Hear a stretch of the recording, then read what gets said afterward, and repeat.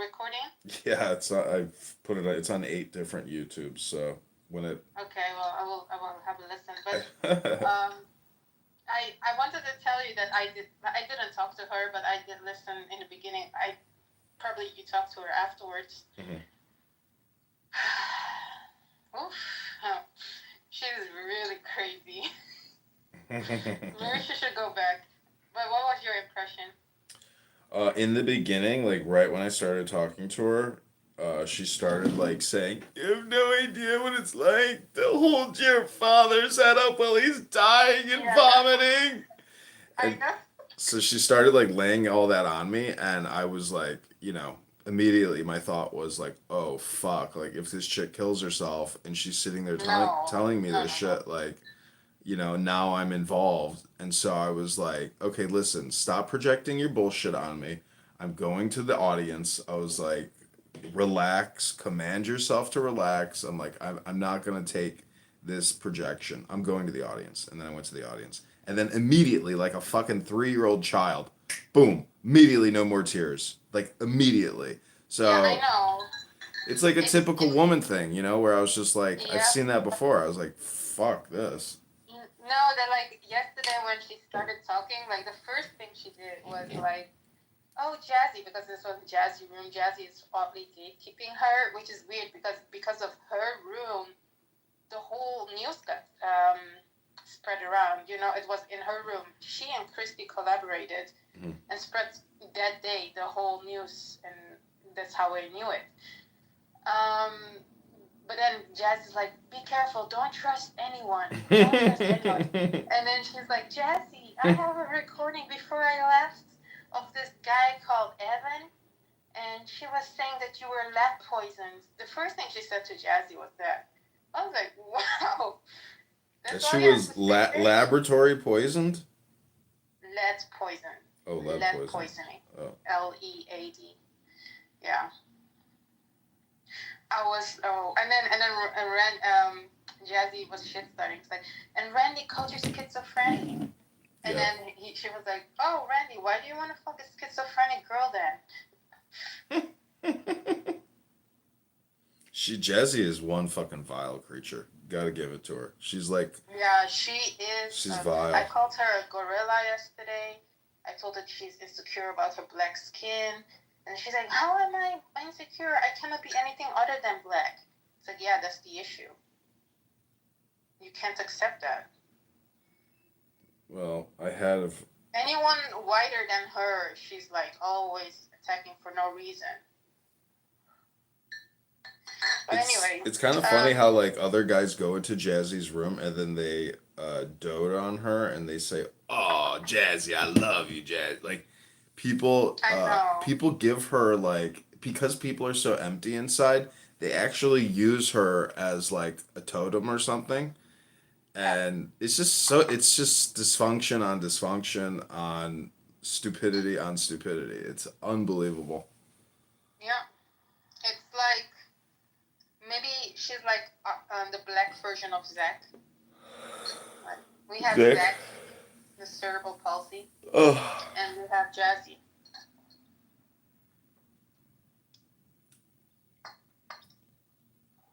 But anyways, yeah, we talked to her, and then she said she has restless leg syndrome, and like she can't sleep because like her legs just Yeah, like. bitch. If you overdo your fucking weed, like this is my hypothesis. Is that if you smoke weed every day throughout the whole day, I think at some point your central nervous system is gonna get overused. Oh yeah, you have to Yeah. exercise. I smoke weed just about every day, literally all day. But you manage well. But you have your moments when you burst into emotional whatever, when you get angry all of a sudden.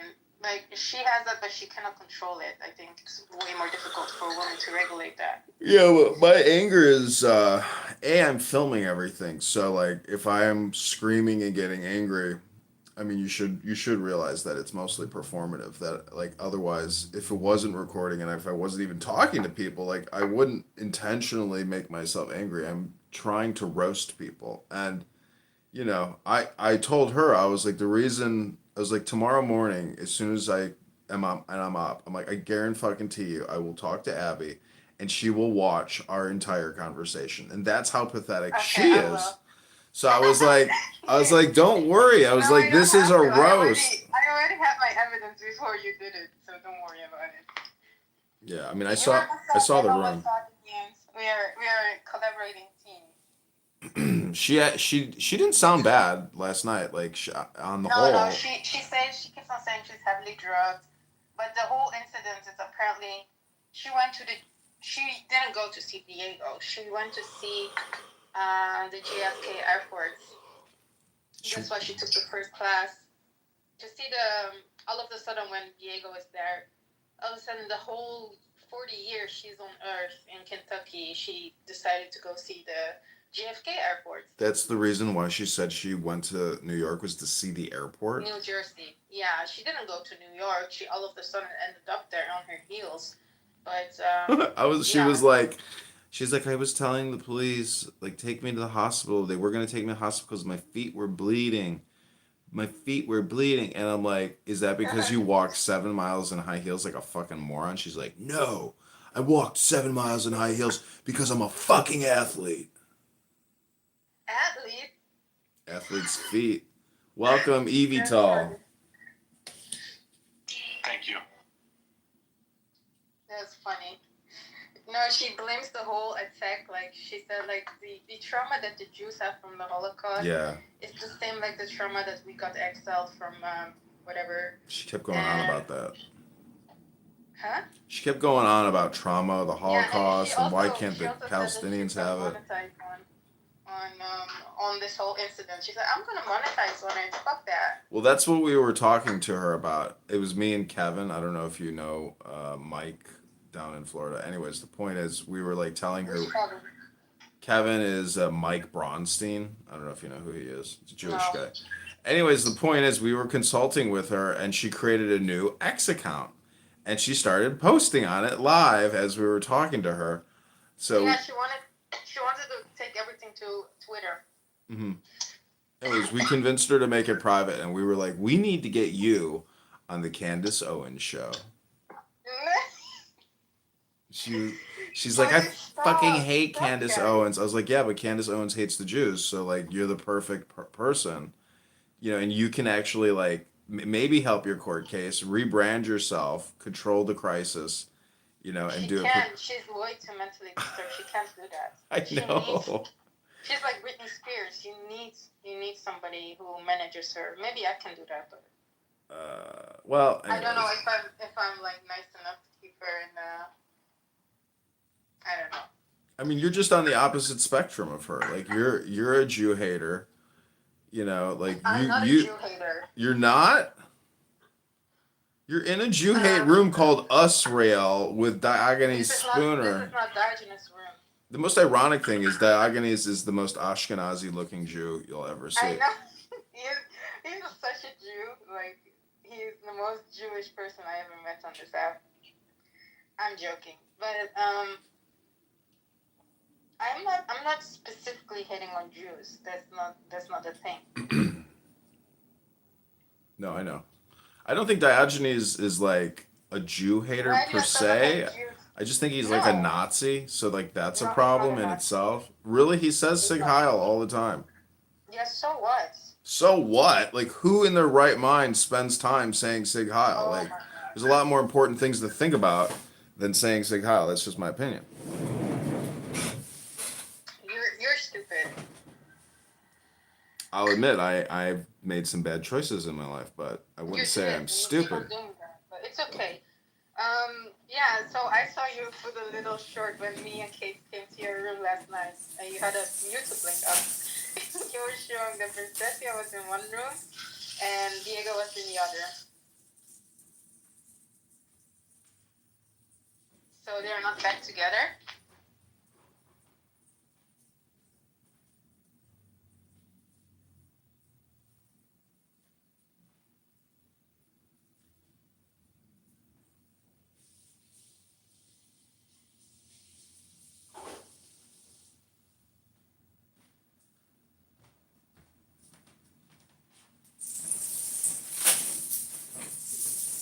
I'll be right back. I'm making some coffee, but I was also asking her about I'm having coffee too.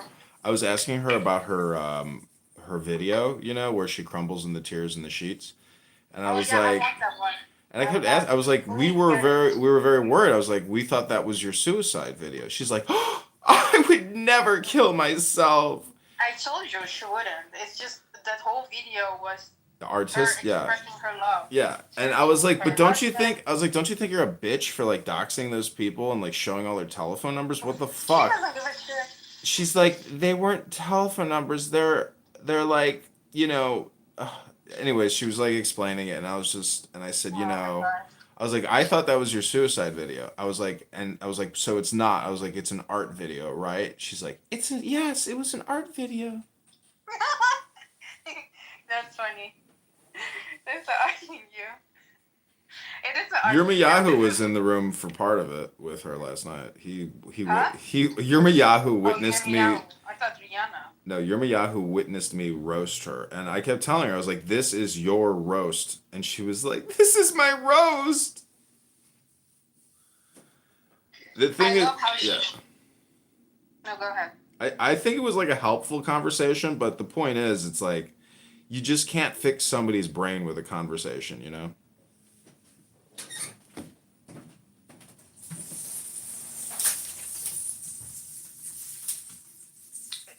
Yeah, she's definitely mental.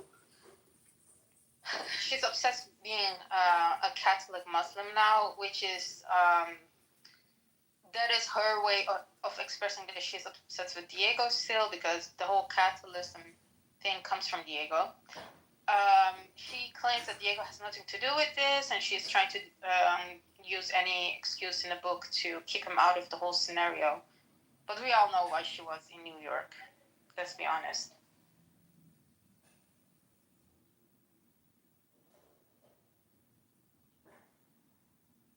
Anyway, go get your coffee.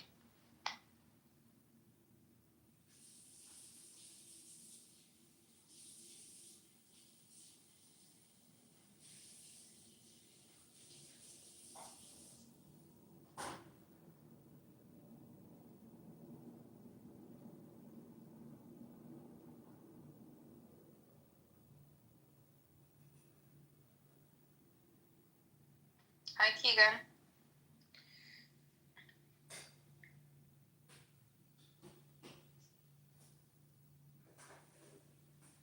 What's going on, everyone? I don't know where Diogenes is. He hasn't on, I guess. And I want to just go to his coffee. Keegan is one disrespectful little bitch. Well, he is just trolling people. You have to get it. He gets on the people's nerves. He loves getting his little one up in. He's mad that he was third on. And I ended the room. He Irish goodbye to me yesterday, and I was like, that little bastard. I did. And it was very funny. I was laughing. I mean, you know that. I was laughing too. It was funny. Because Keegan, you make what happens is when somebody starts going into a long conversation or like giving a lot of whatever. The point is, like, when somebody Irish goodbyes you, you're just like, yeah, this is fucking total waste of time. You realize that Clubhouse, what is Clubhouse? What a waste of time. It is. Truly is a Oh, giant fucking. gotcha. It's like a collection of pathetic people. That's what the whole dinner for schmucks thing is. It's like it's a dinner for schmucks. Yeah. I saw that. I guess I missed it. Was did Nora do a room? Cause she pinged me. Yeah, we have recordings. Apparently, Edmund has recordings. So if he really wants, we can arrange something. But I can pin the link. It's probably on my YouTube now. Let me see if it's there. She did a room. Yeah, I will mark you too. She explained everyone. She explained everyone what happened. She said. Yeah, but it's like, listen, the black people will fall for it, but the black people, the Jazzy and stuff will fall for it. Oscar. Great. That's your video, Keegan. There were some people in her room who were like, no, I don't believe you. But Jazzy She shuts everyone down. Like, shut Mhm. up. So, but she was saying she was in New York.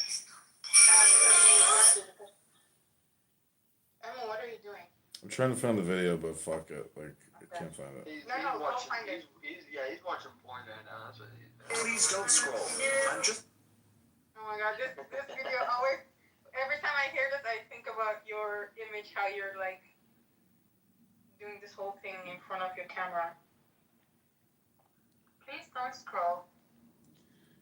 Yeah, I've kind of figured out a way, like, to actually. It's a very slow process, though. Like, if I create a video, I can get like 40 subscribers off of that one video, but it's just fucking 40 people. It's like, okay, well, if I create 1,000 of videos. You and Nora collaborate.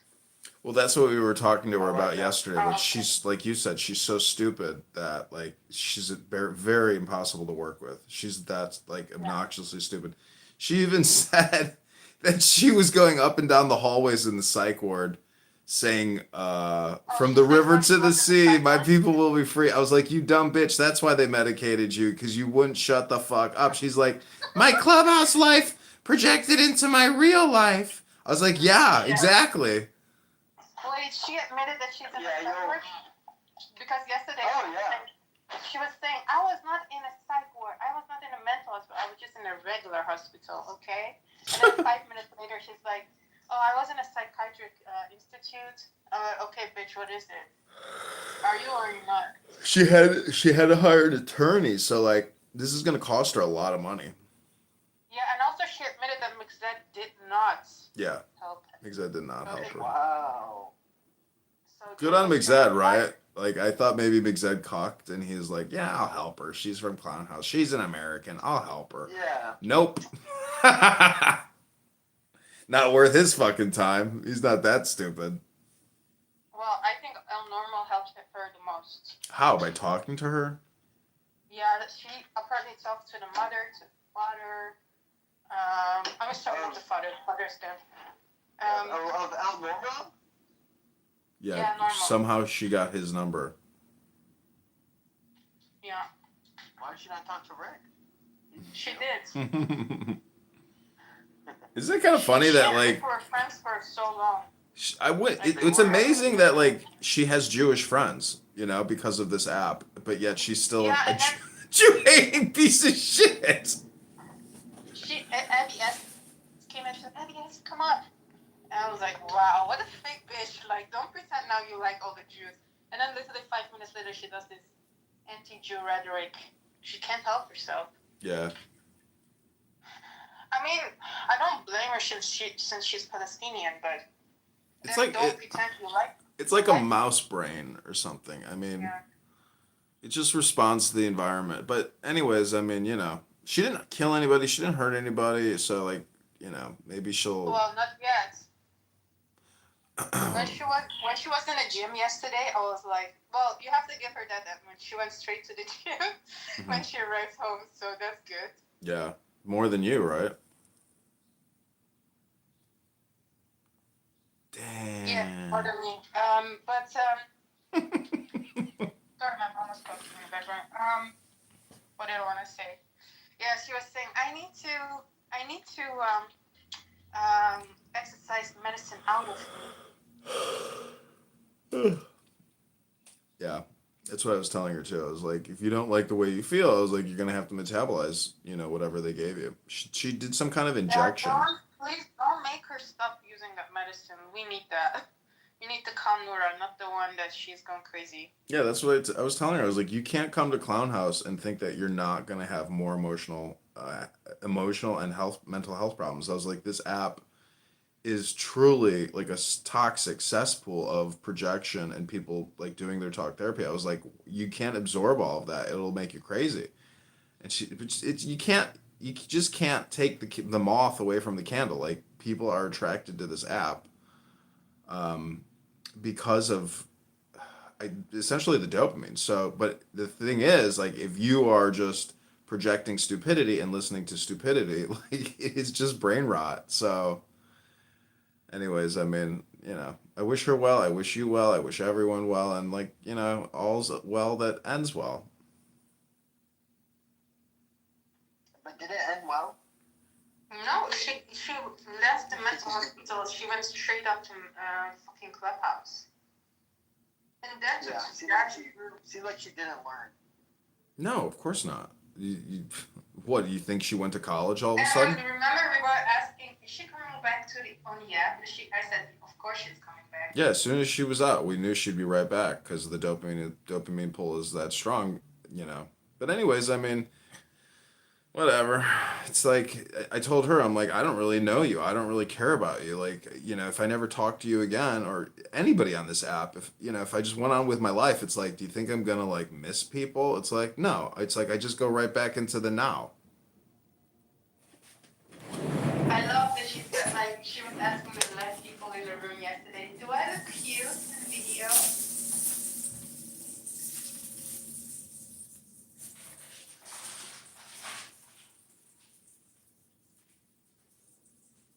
She didn't look cute.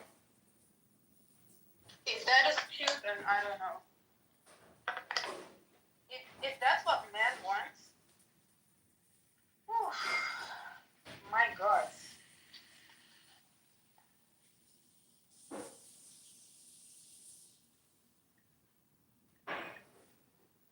So what's Diego gonna do now? Are they gonna avoid each other, or do you think they're gonna be in rooms together? Oh no, they'll be in rooms together. They were in a room together yesterday. Really? Yeah, No, but they talked. actually, what did they say? I mean, it was nothing serious. I think it was just like, I mean, it wasn't. I don't. I mean, I don't actually know. Like, I wouldn't say it was like formalities, but they're like greeting each other, but they were, they acknowledged each other's presence. I don't know. Yeah, I was confused because she had her room open yesterday. I was literally filming her and filming not Diogenes, fucking Diego in separate rooms. And I was like thinking to myself, like, this is really awkward because like he doesn't want to talk to her anymore. But yet she's still saying that she loves him and he's a good man and his presence is so amazing but yet it's like, do you not know that he doesn't want to have anything to do with you anymore? Because like I don't know. I mean, who knows? I mean, if you've ever fucked a chick who, you don't want to talk to anymore, like I've slept with this one chick on this app, and like any time that I'm in the room with her, she immediately leaves. Like she cannot stand to stomach to hear my voice, knowing that we've slammed.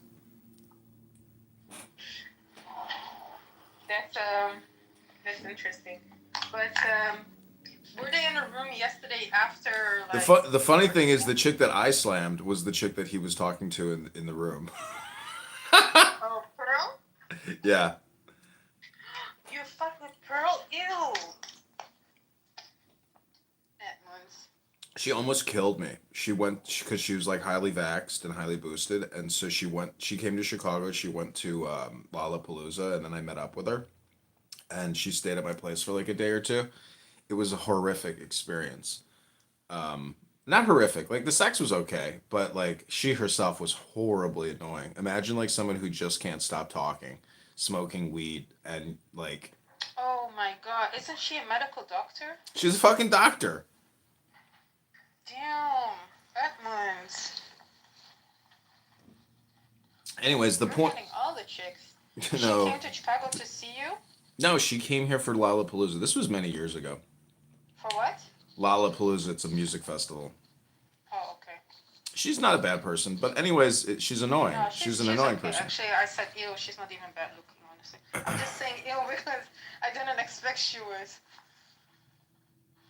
Yeah, I don't know. I don't know Like, why. that's crazy. She fucked you. I can't take her serious anymore. Yeah. I mean, we didn't have any like, fallout or bad experience or anything, but That's good. She's like, okay, let's not do this. so what you're going to like about my conversation with Nora last night is like it is a roast. I made fun of her the whole time about her Yeah, hair. go find it. She I wanna listen. I was like, you are literally a catfish. I was like, your bottom teeth are like fucked up and compressed. I was like, you got like nasty little baby teeth on the bottom, like a catfish. And she's like, oh, okay, I have a compressed tooth on the bottom, or I have a crowded tooth. I have a crowded tooth. It was so funny. But it's not like I was making fun of her in a mean way. I was like, I kept, reframing, saying, "Hey, FY, like this is your roast. Like I roast people here, and this is your roast." That's funny. Do it.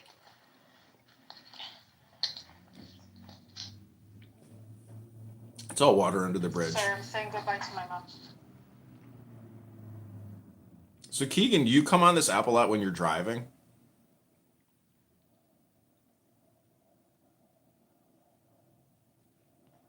Yeah, I'll plug into my CarPlay.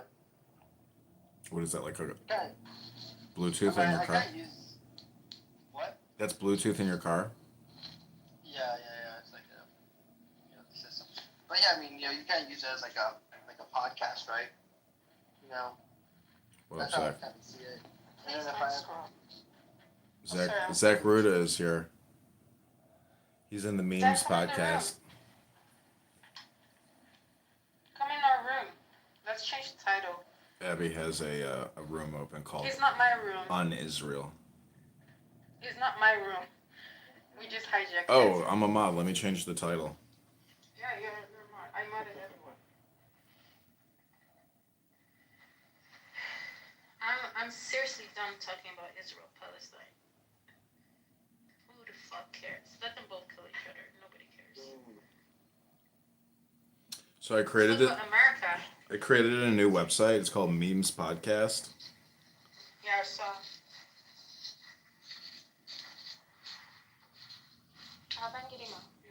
Wait. Hold up.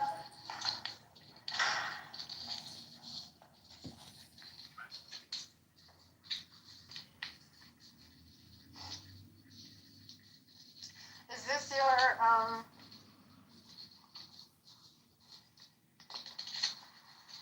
It's just like my greatest work, basically. Like, because I have Tumblr's kind of nice because if you create a new Tumblr, you can just repost all your old posts. So it's like Yeah, but Tumblr it's is a basically bit- We got a snuffler on the mic. it's We a got s- snuffler. it's a CMS. Me? It's a CMS, which is a content What is a management system. snuffler? A snuffler is like Lil Haiti. Oh, so is it me? Do you know Lil Haiti? Do you know My her? mic is in my mouth. She is the definition of a snuffler because she always be snuffling on the mic all the time. Yeah, Sorry. that's very Sorry. true.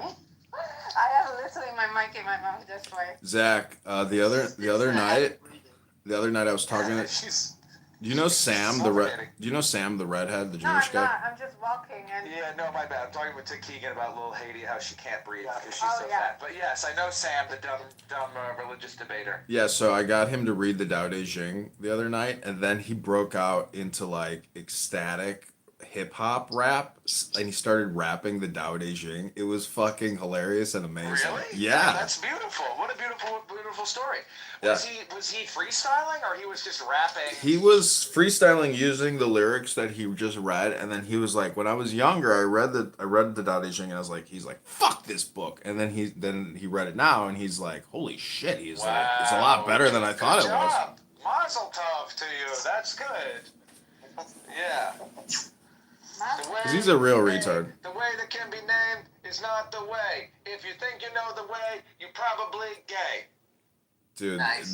that's what I'm saying. Like you and him could be like musicians together and maybe have like real success. Because you guys are actually both good rappers. okay. Do you know that one Jewish guy who raps? He's got like a funny little name. Do you know who I'm talking about? He's Kosher Dills? Kosher Dills, yeah. Yeah, he's on Clubhouse. I talked to him Yeah. the other day on Really? Clubhouse. He came in, I think he was in Jeff's room. He's a pretty cool guy. I saw him do a performance in Manhattan with a rabbi, what's his face? The dildo rabbi. Nissan Black? No, fuck, what is that guy's The name? dildo rabbi? There's so many of them. That's why it's Your mama? No, his daughter owns a sex toy business. Oh yeah, Shmuley. Shmuley, yeah, Oh, Rabbi Shmuley. Shmuley Boteach, yeah. Oh, that guy. He's I intense.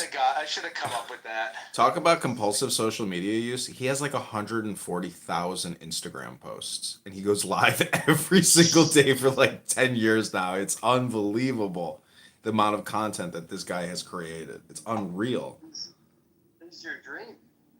He's the Jewish Ryan Adams. He does look like that troll from the Labyrinth with David Bowie, Schmeagol, I think, or not Schmeagol. He actually does look like that character. But you know, he's probably worth a small fortune. He went into this big thing with the Fontainebleau Hotel because he got accosted by this like stupid fucking Muslim Arab guy or whatever, and he was just going on a fucking tirade. It's amazing how you might not get justice in the court system because A, it's too expensive to pursue. So the only justice you're gonna get is doxing or roasting on the internet, and like that's the true new justice system is social media clout, roasting. Got him. Who would you say is the best at doing that? Me. I don't know. It's a good question. I think it's us together, Edmund.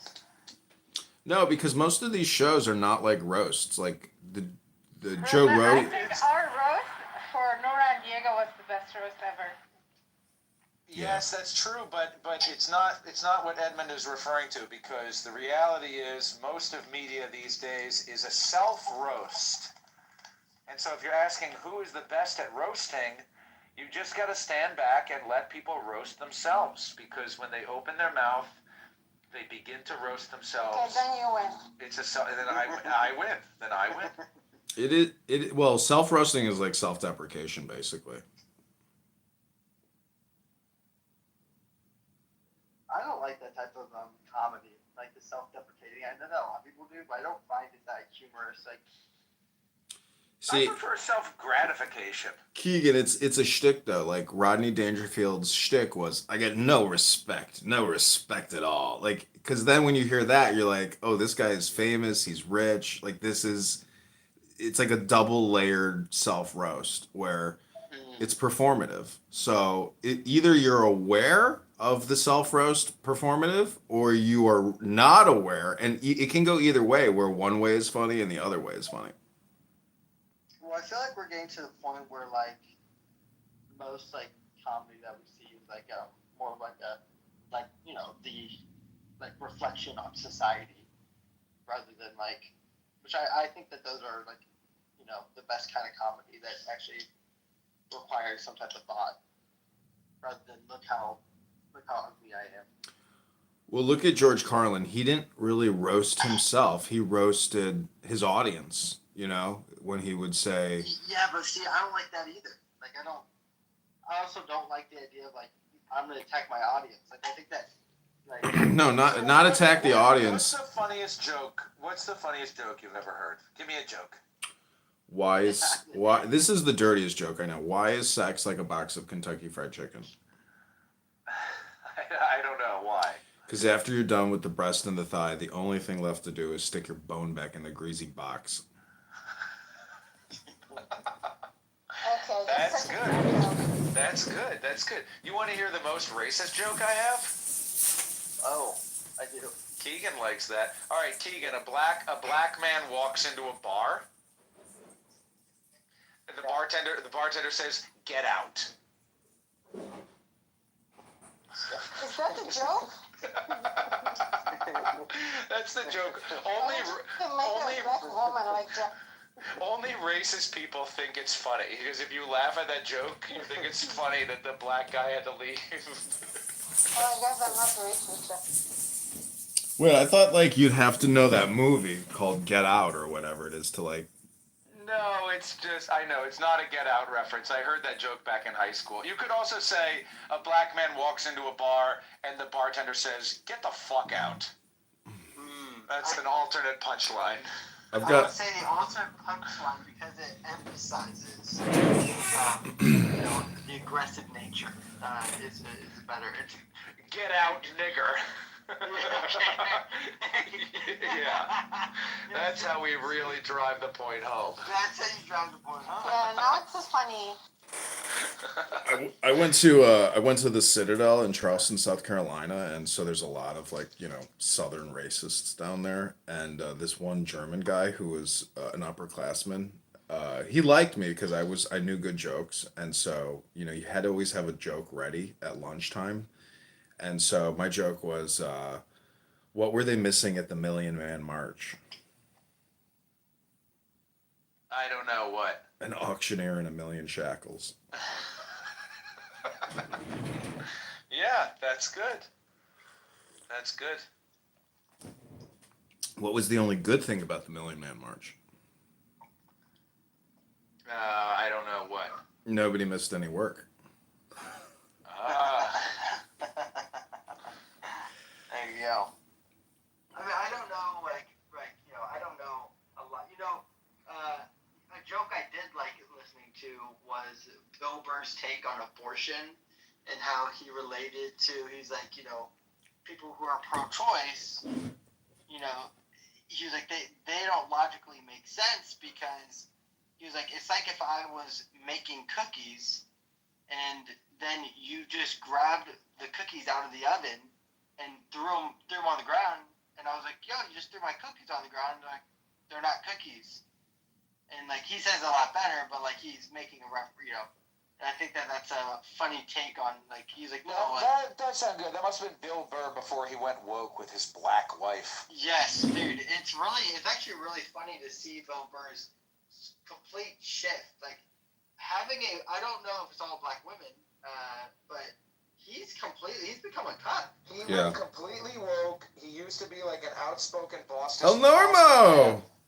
Yeah, he used to be like El Normo type, and now he's a cuck. No, type. El Normo's in my other room. So I actually got thrown out of a Bill Burr performance one time in Hermosa Beach, California. Yeah, I swear to God. Bill Burr personally threw me out of his show because it was a charity event. And so he made a Holocaust joke. And I started going, boo! Boo! Boo! And I wouldn't stop like a deranged autistic person. And so he goes, sir! Imagine that behavior. He says, sir, I can't match your energy. You'll have to stop. Sir. So finally the security comes up to me and they're like, this is your only warning. Like, if you don't sit down and shut the fuck up, you're going to have to leave. So I shut up. I sat down. Yeah, exactly. I sat down, I shut up, and then within just like a few minutes, I started going, boo! And then he was like, all right, you're up, get him out of here! And so right before they kicked me out, he says, hold on, don't kick him out yet. Sir, what do you do for a living? And I said, I used to work up the street. They just fired me a week ago. He goes, and everybody started cheering, and he goes, get him the fuck out of here! That's a great story. That's a great good one. story. That is good.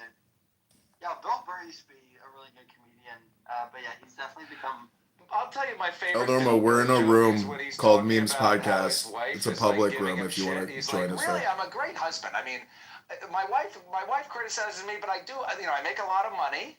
I'm good in the bedroom. I clean up around the house. I do fun things on the week. Really. Oh, El Normo, I recorded one of your rooms with Edwin, I think, or I don't know, one of the fucking pieces of shit. But I did like an overlay with like an AI generated image. It's like 10 videos. It's you debating people. But it got no views. It took me a lot of time to do it, and like no views at all. So it's like the algorithm just doesn't like it. Can I see it? Yeah, I gotta find it. How? I can How pin. do I can pin. find it? It's on YouTube? It's on YouTube. I gotta find it though because I have so many accounts. I don't know which phone it's on. It'll take me a minute. But yeah, I mean, it's a static image. I showed it to some people and they were like, yeah, if you could make it a dynamic image where, the mouths are moving, it would be much better. I'm like, yeah, that would be great, but I can't do that. But But I did the same thing to Jazzy because I was like, there's got to be a way to turn these conversations into a movie, you know, and just everybody's a voice actor. Let me see if I can find it. No, he's 27. He's 26, and I'm 37. So I'm a little. You're 40 something. No, I'm only 37. Fuck you. Yeah, Sorry. No, but my point is, there was a kind of a, like, Chappelle peaked, I think, about 10 years ago, and the past 5 or 6, Dave, like, everything that Dave Chappelle has on Netflix is kind of after, like, post-peak, and a lot of people say that that's his best work, the Netflix shit. Some of them are okay, but he used to be kind of less political, I think. And he made a lot of racist jokes, but they weren't as political. Like on Chappelle's show, I don't know. You ever see Chappelle's show? yeah.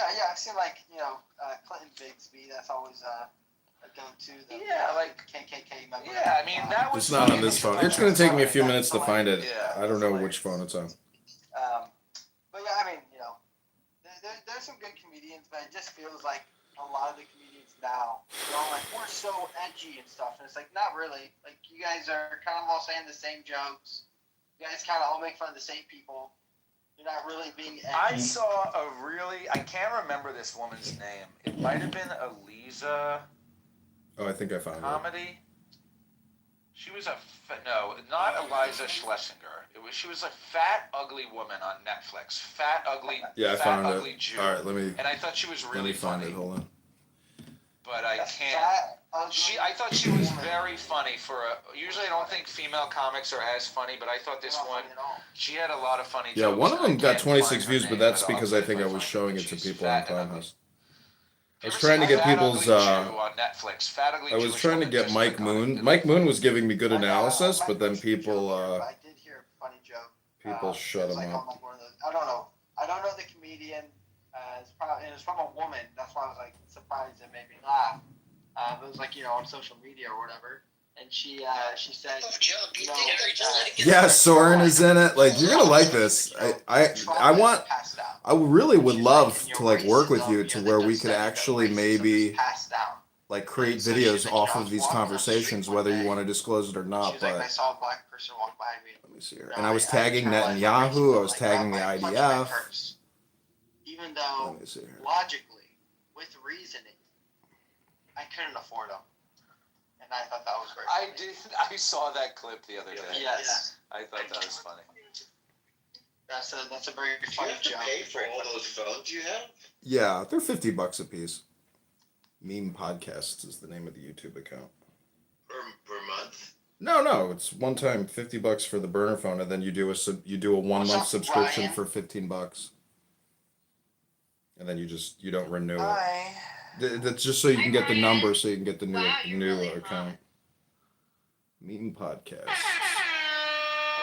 So you can get a cell phone for $50. Yeah, track phone. Just go on Amazon.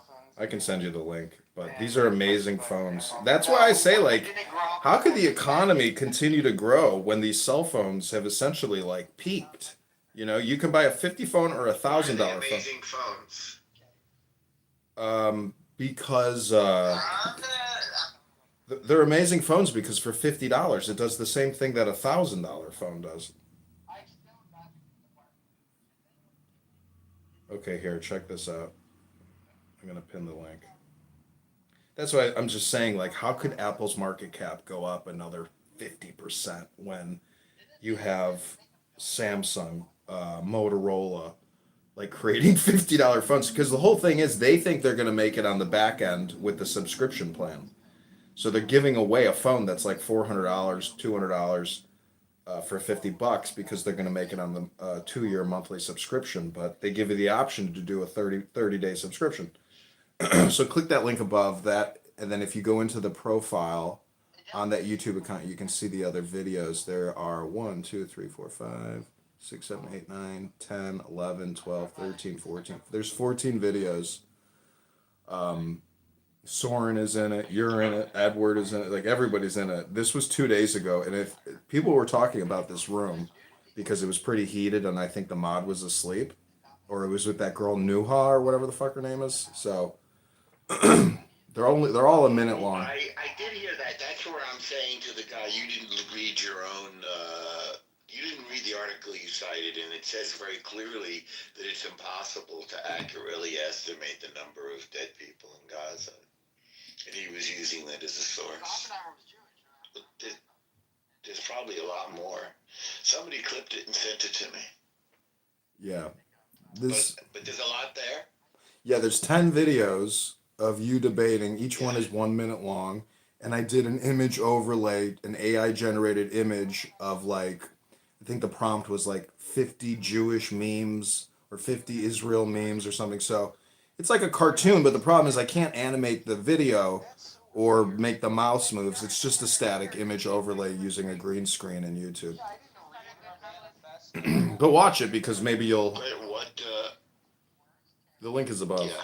The point is, if you watch it, like I really. She, I just think you should do this. Like, you have the you're a filmmaker. Like, create a room and say, for YouTube, and just debate people. Don't use your face, but like record the audio and then publish these debates because, I mean, you are a subject matter expert, and there's only one of you, and not many people can do what you do, and you even have Jewish antagonists that don't like what you're doing. So it's like it's important for you as a communicator and a public speaker to push your perspective because, in my opinion, your perspective is 100% right on. And I'm surprised that even a lot of well-educated Jewish people push back against you. I'm like, what are these people thinking? Like, they should be your biggest supporters. I'm surprised. well, there's a little bit of competition. It's a little, you know how guys are, they compete. You don't seem to get engaged in that at all, but if you notice, sometimes people like me, in other words, big mouths, they want to shut the others down or they want to compete. I don't think I'm that competitive, honestly, but because I am so, again, I'm not trying to be immodest, but I like to dominate. And I think I have the ability to dominate, and I've been, observing humanity for a while, so I know a few dominating moves. It's like me against Soren. I feel like I can usually outlast him. I can usually argue him down, if I'm not muted or something. I think the only downside to what you're doing is because you're not capturing it. In a way, you're almost driving yourself crazy because it's like running around in a circle and like not creating anything. So, like But it's like I see it like jazz, like it's in my head. It's like you just put it out there into the ether. Yeah, but I listen to don't know if Miles it's worth Davis. anything. I listen to What's Miles. that? I listen to Miles Davis, but that's a commercialization. That's a product. Yeah. So I would just, watch that link above. I mean, I would love to work with you to like create a podcast or like document the debates because, in a couple months, like, it's all going to disappear. I mean, anyways, is that Nora, the fake Nora, or the real Nora? Let's see. It's the real Nora. No, it's the real Nora. One Oh. second, Hamid. I'll talk to you if I don't have it. I had a funny. Do you remember Michelle? What am I calling you today? Wisdom. Do you remember Michelle Wisdom? From London? Yeah. Yep. I thought she had such an amazing voice, and I wanted to do with her Israeli and Palestinian couples therapy. Like you have a therapist, and they sort of. You want to do that, Norm? Don't you think that would be funny? Yeah, we can do that. I can act. Wisdom. Did you see my message I sent you on Twitter? No. I sent you a message where I kindly asked because I woke up with a little bit of anxiety or a lot of anxiety because of the recording because I think it might hurt me. Is there Nora, anything nobody. Well, I tried to find it this morning. I can't even find it because it's still processing. But yeah, nobody watches my shit. Nobody's gonna correlate or identify anything. It goes to the next day. But yeah, I mean, if I can find it or when I find it, if you want me to make it private, I can do that for you. No problem. Yeah, thank you. I thought I had a hair appointment today. It's not till next Friday. But yeah, Norm, do you not want to do the we can practice the Palestinian-Israeli couples therapy. You like the idea, Wisdom? I like any creative idea. It's a question of just doing it. You know, the nicest thing about if you click that link above, But you'll they're not really realize. a couple, right? That's the point, right? You're making it into a couples therapy, but it's really Palestine versus Israel, the Yes. entire occupation. Okay. Yeah. What about? No, but you said I could have this land. Why are you acting like that now? I'm Yeah. Israeli. Yeah. You sold me this. You sold me this land. You sold me it. I don't, Nora. We haven't actually started the show yet, but anyways, yeah. El Norma, watch that link above. Nora, you can click it if you want, but it's just basically recording Clown House using an overlay to try to create some kind of a commercialized product. You know, because it's just listening to these conversations to me is a waste of my time. It's like if I'm not recording it and trying to make it artistic or commercial, you know, it has to. Well, I have a lot of fights and debates that I plan to do as a layover voiceover over information and data. Well, you can do it on YouTube. You can use the green screen. You can generate an image. You can do 1 minute snips, but you know, try it. Create content, you know, and make a contentment. Either you have to know, are you creating good content, bad content? Like, but be in control of the content, you know. So. Yeah. I think his Norm was here, but he ran away. I guess he doesn't love me. Oh. Yeah, that's beautiful. You probably don't see that a lot. Not at all. Not at all. And by the Hold way, on, bro, man. my own mother was not until she was 41 was I born. Wow. And so I'm from a place. I'm from just a cultural place that's like it's not done. I'm in the meme podcast with Nora Bandura right now. Nora, do you want to say hi to everybody? Hello. Hi, Nora. Is it the real Nora? It's the real Nora. Not the Wow, fake John, what one. an honor for you to be visited by the real What an Nora. honor. Yeah, this is an honor. John is kind of the mayor of Clubhouse, is he not? I mean, after all this, John, after all your retarded, idiotic trolling, you've become a well-liked, well-valued member of the community. Congratulations. In the land of the blind, the man with the bald head is king. Right. Well, but Clubhouse has dissolved into Clown House. So truly, all that happened was we all came to the level that John was. Right, we all just ruling. reduced to the that's LCD, Yeah. the lowest common denominator. Well, I competitively reframed it all by saying it's just low IQ dumb people talking about nothing.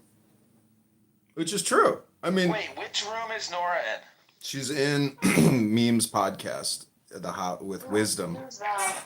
It's Zach. No, we're in Memes podcast. We are. She No, must this be is in a the public meme room. Movie. Yeah, she's in my. We are in Yeah. a public room. No, I know. But he's trying to figure out. You have a room open right now that's not broadcasting anything. It's in Subscribe's house. It's called the Meme Movie memespodcast.com. Movie emoji and popcorn emoji. I don't know where that phone is. There's so many fucking phones. I don't know where that phone is. Let me see. Yeah, I can't find it. I don't know I where she is. will say that when I first was like, let me go, everyone's like, you have to go check out Edmund's, you gotta go check out his YouTube. You gotta go check out John's YouTube. And so I was like, let me go check this out. And when I did, it was like opening up the Matrix. I finally realized. You finally saw the light. I saw the Wait, light. let me tell Nura that I really liked your hotel video. It was such a good art movie. Please post it again. Is that Abby? Yeah, Abby, I Yes, think it's me. that account got deleted, I think. Did you miss me, bitch? honestly, I know you don't like me, and I know Wisdom said No, it's not that, Nura. Let her Nura. speak. Abby, let her speak. I want to No, hear I will speak whatever I want. I know, but she's been in But- jail for like a month or something. Yes, so I want to hear her don't stories. interrupt. Do not interrupt between me and her. it's not that. Yes, I don't like you, but I've been honest with you, I've been honest that I hate you. and you fall for people that are make use of you. And I've been always warning you about that. So at least I'm honest to you. But I did really like your video, and that made me respect you. Is that a projection though? So, No, I so love it. It was honestly, so good. honestly, I forgot. I didn't know I posted that video. I know I made it. Listen. That video, it was very it was somebody actually stole that notebook, so I don't have it. All I have now is the video. But a girl stole that notebook from me, and those are those were, I don't know if you read what was in it, but what was in it No, is I very, didn't. Out of very, respect, I didn't. the content of that notebook and what's in it, the letters were very intense, and they were during a very traumatic event, and Well, out of respect, I didn't read it. hold on, let me just finish. Okay. And I thought you were my done. husband died only 2-3 months after those letters I wrote him, and he never got them because he died. So I let myself go down that path, and that opened a lot of trauma for me, because I posted that in New Jersey, and I was going home, and I ended up in New York, and I ended up at JFK, and when I ended up at JFK, the police took me from JFK to a hospital, and then they released me from the hospital because they wouldn't admit me. And then I got in a series of events that ultimately led to that crazy video that went viral. But that trauma was like trauma upon trauma upon trauma that just was like unloading. And then, Zach, I know you were in Israel, but the fact that I, as a Palestinian, will never have the right to go live in Palestine, and you, as a Jewish person, can go live in Israel, like, that's hard for me. Nora, That makes sense? Yes, it makes sense. But like I'm talking about, I didn't read whatever was written there. I was more like, the vibe you gave was like very Enter the Void movie. I told John this. It reminded me of that movie. It was really good. Like, you have a talent. I think you should explore that talent instead of being on Clubhouse. Go explore that. You have something, and maybe you can do something with that. And I'm being nice to you now. I think whatever happened, we can let it in the past. I know I'm a little wary with you. We can be fine. Can you, like, Keegan up wisdom? Hold on. Welcome to another edition of memespodcast.com. This is the Meme Podcast, memespodcast.com Okay, Zach. room, hosted by Wisdom Books Now. And this is Nora Bendora. Please let Keegan up to the stage. Cash in your pink ticket now. Thank you.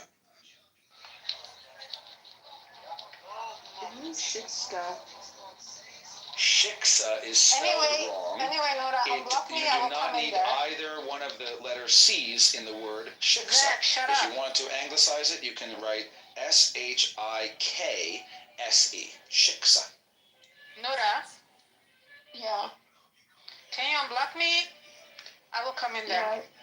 I'm not modded, but yeah. Noda, why did you yell at that random guy in the video? I didn't. He was harassing me with the camera. It doesn't look like that. It looks like you were harassing him.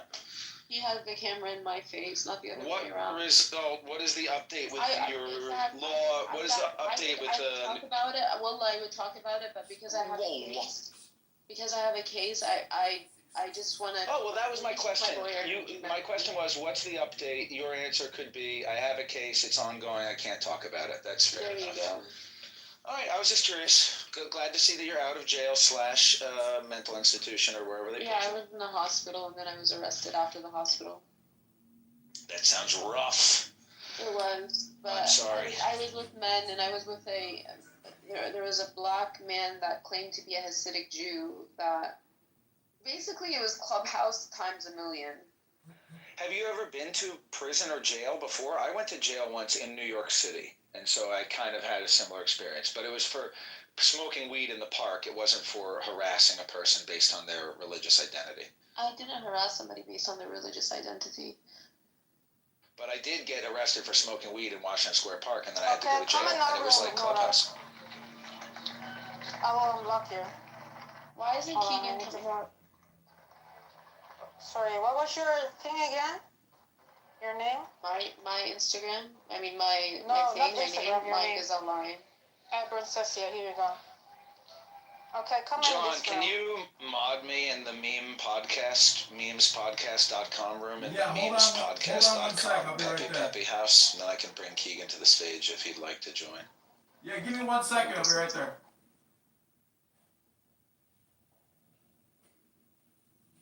No, I'm just waiting for this medicine to wear off out of my system because it's really wreaking havoc on me.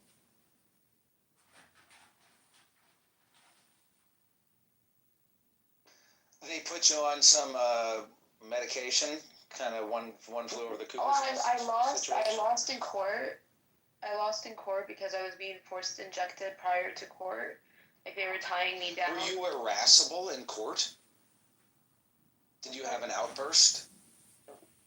Listen, I'm not going to laugh at you. I'm just wondering, what's the story? Why No. they injected you, and what was the result of the Before injection? court. No, not in court. So they basically so there was this guy in there that thinks he's an Instagram star. He has like 70,000 followers, and he was Oh, gay. so he is an Instagram star. Something like that. And so he was like talking about Selena Gomez and Ryan Seacrest and whatever. And so he was saying something to me, and I responded to him. And the staff member like grabbed me and threw me in the room, and then started banging on the wall, pretending I was banging on the wall. And so that got me. Oh, Keegan left, but thank you. Yeah, that got me. Basically, as if my behavior was a problem, and it got me medicated against my will prior to court. Well, they didn't lobotomize you. You know, your body's gonna clear it, but either way. That wisdom, I'm losing weight, and I'm not losing good weight. Like I'm losing my like my muscles. I'm losing like I'm not losing my stomach. Yeah, no, you're famous. Everyone knows you right now. Like you're all over the social media. I'm not famous. Like it's fame. It's horror. Well, that's why we were consulting with you last night to say you need to essentially do crisis control, damage control, publicity control. I really just listened to my brother. My brother told me to make my accounts private, so I went private on my Facebook and I privated my stuff. How long you arrested for? I was arrested for just a day. Yeah, I mean, listen, your mental health right now is important, and you know, actually keeping those things private is important, but this app in itself is going to drive you crazy. You want to hear what Adam said to me? Listen to this. Adams, like multiple Adams? You goes by Adams. I know, but I just wanted to clarify that you meant the Adams, that one. Loud Multiple mic, Adams. loud I wasn't mic. sure if you said Adam or Adams. Loud mic Adams.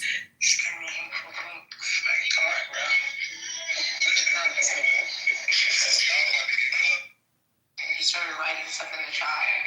You have to admit that you're a laughing stock in the fucking country on social media.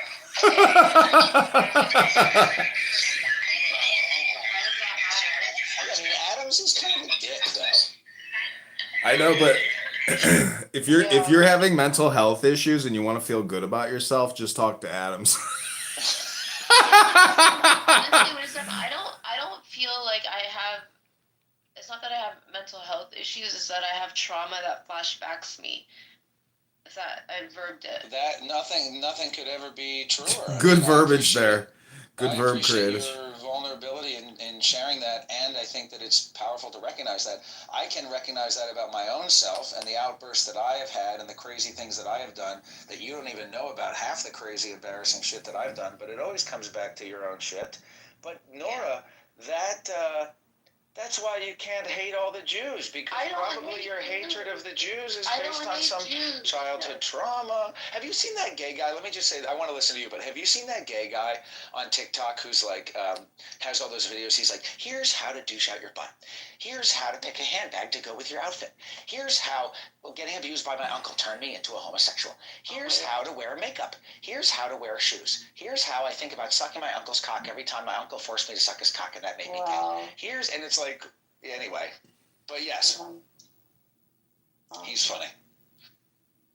I mean, Zach, you need to admit that Listen, Jews, I they always bully a lot of people. who is Zara? Bullying is like Jewish. You don't know him? I assume that you knew this guy. I don't know who Zara is. I went into another room. There's another room right now called Free Nora. And that's why Wednesday is here, because just using it for some to try to. No, Wednesday is cool, even though she calls me a dirty cockroach and says that I deserve to die.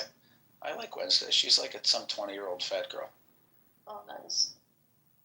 Oh. No, I met a lot of Jewish girls in New York. They were nice. They were nursing. I am Jewish, and so is John. And we are but nice. I haven't met you all. Like, Yeah, kind of. I like interacting. And Nora, I mean, the weird thing about Clubhouse is, like, I feel like people on Clubhouse have a better sense of my true personality than many people in my real life. Yeah, like we haven't hung out face to face, but I think the pace of the conversation for me, I don't know.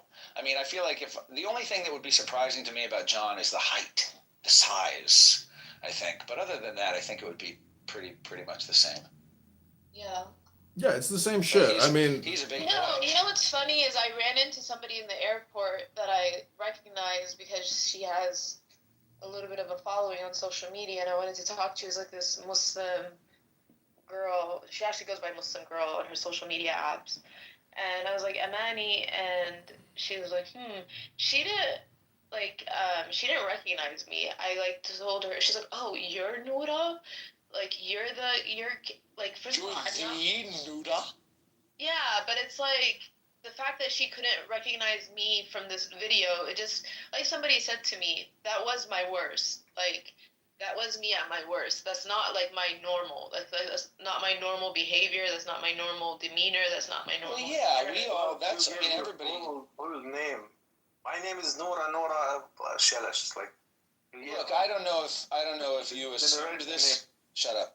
I don't know if you assumed this to be true or if somebody has told you, but most of the reactions, and many people are like Adams and said douchey things, but in the immediate days following your incident, many people on Clubhouse expressed sympathy and concern.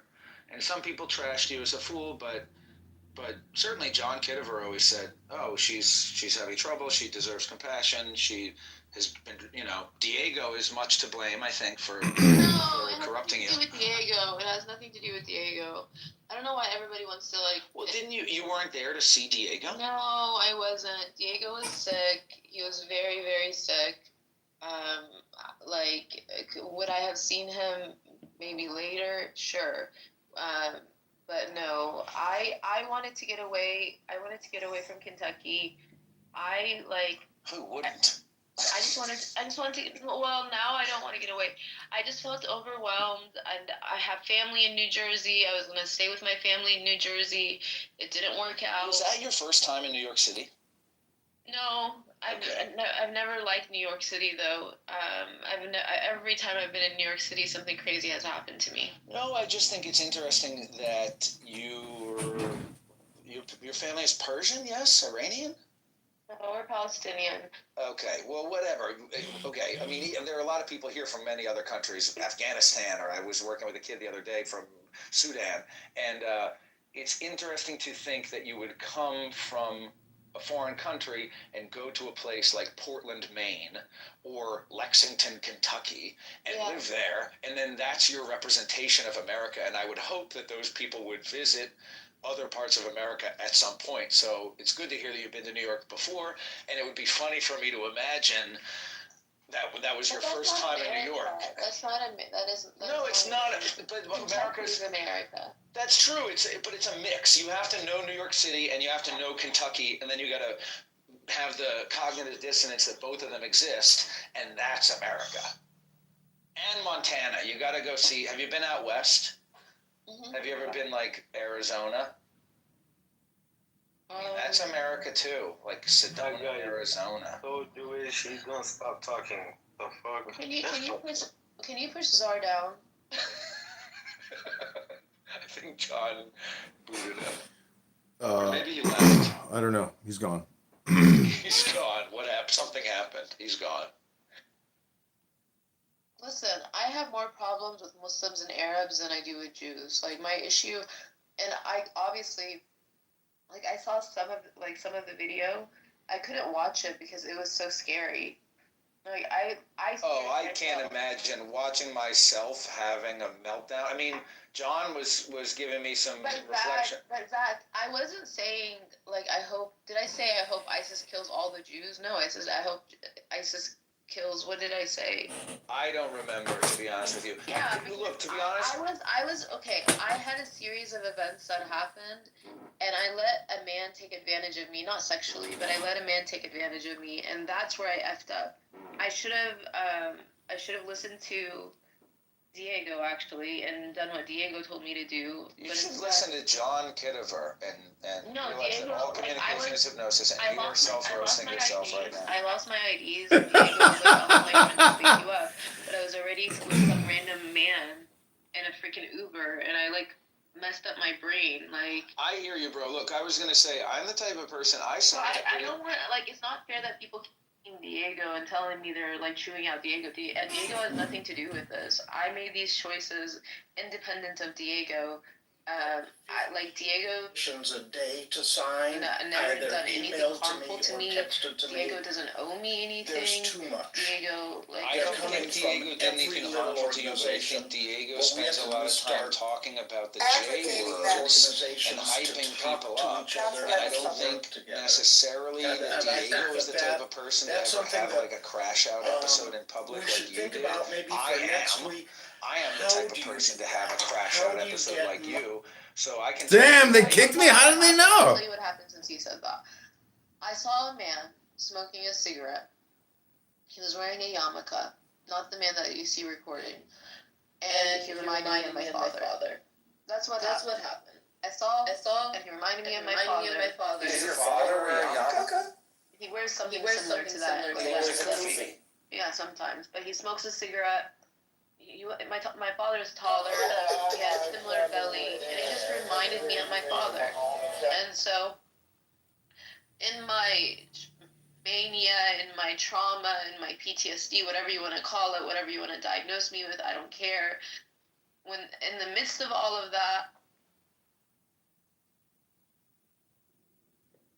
instead of communicating that, I said, he's my dad. Like, I literally said to I was like, that's my dad.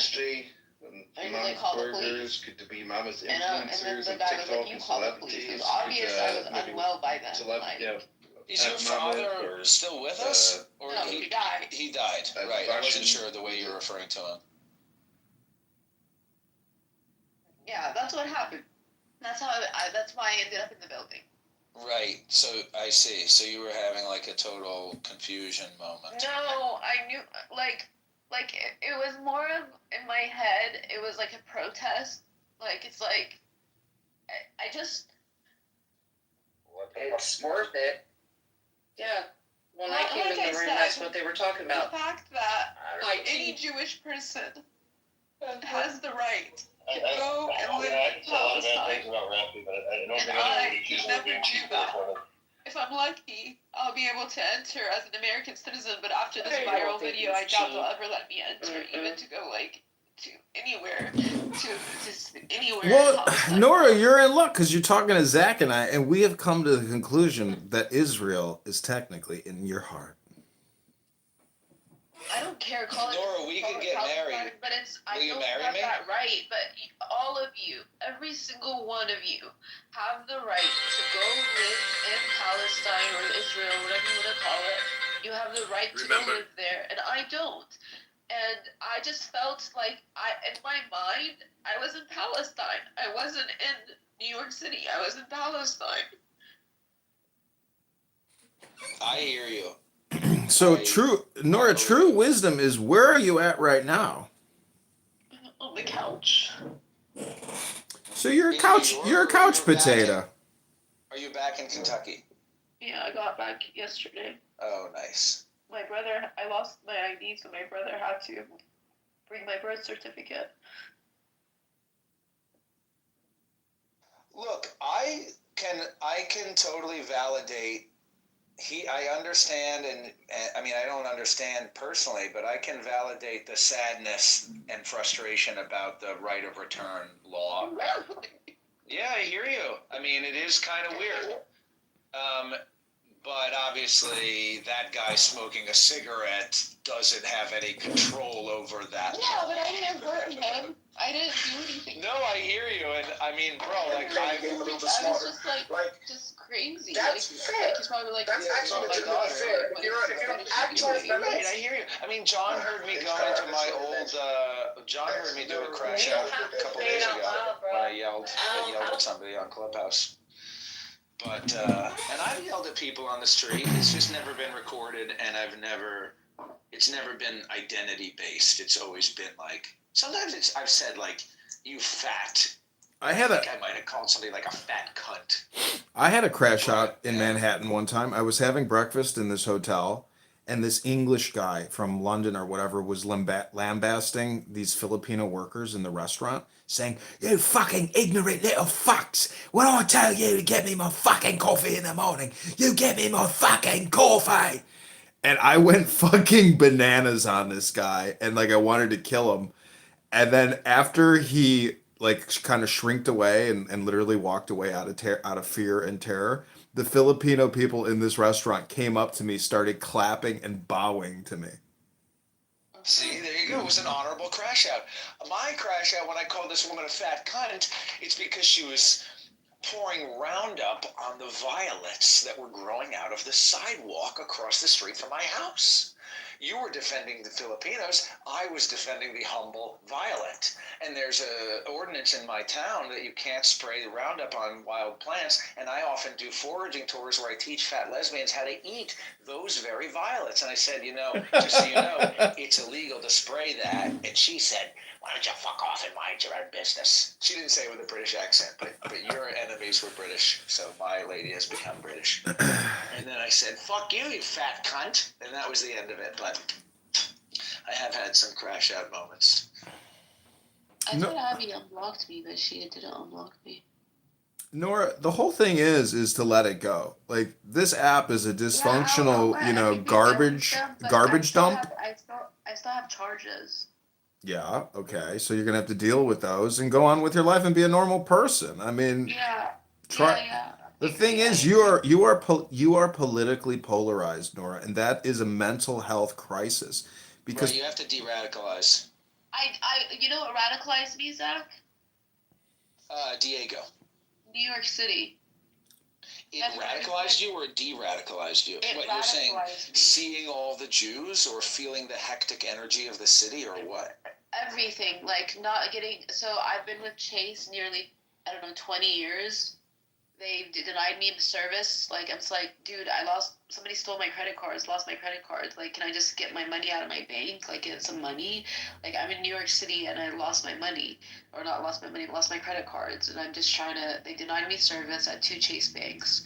And then I just was radicalized by that and JFK's airport, seeing how, like, they kill JFK and then they give him this airport.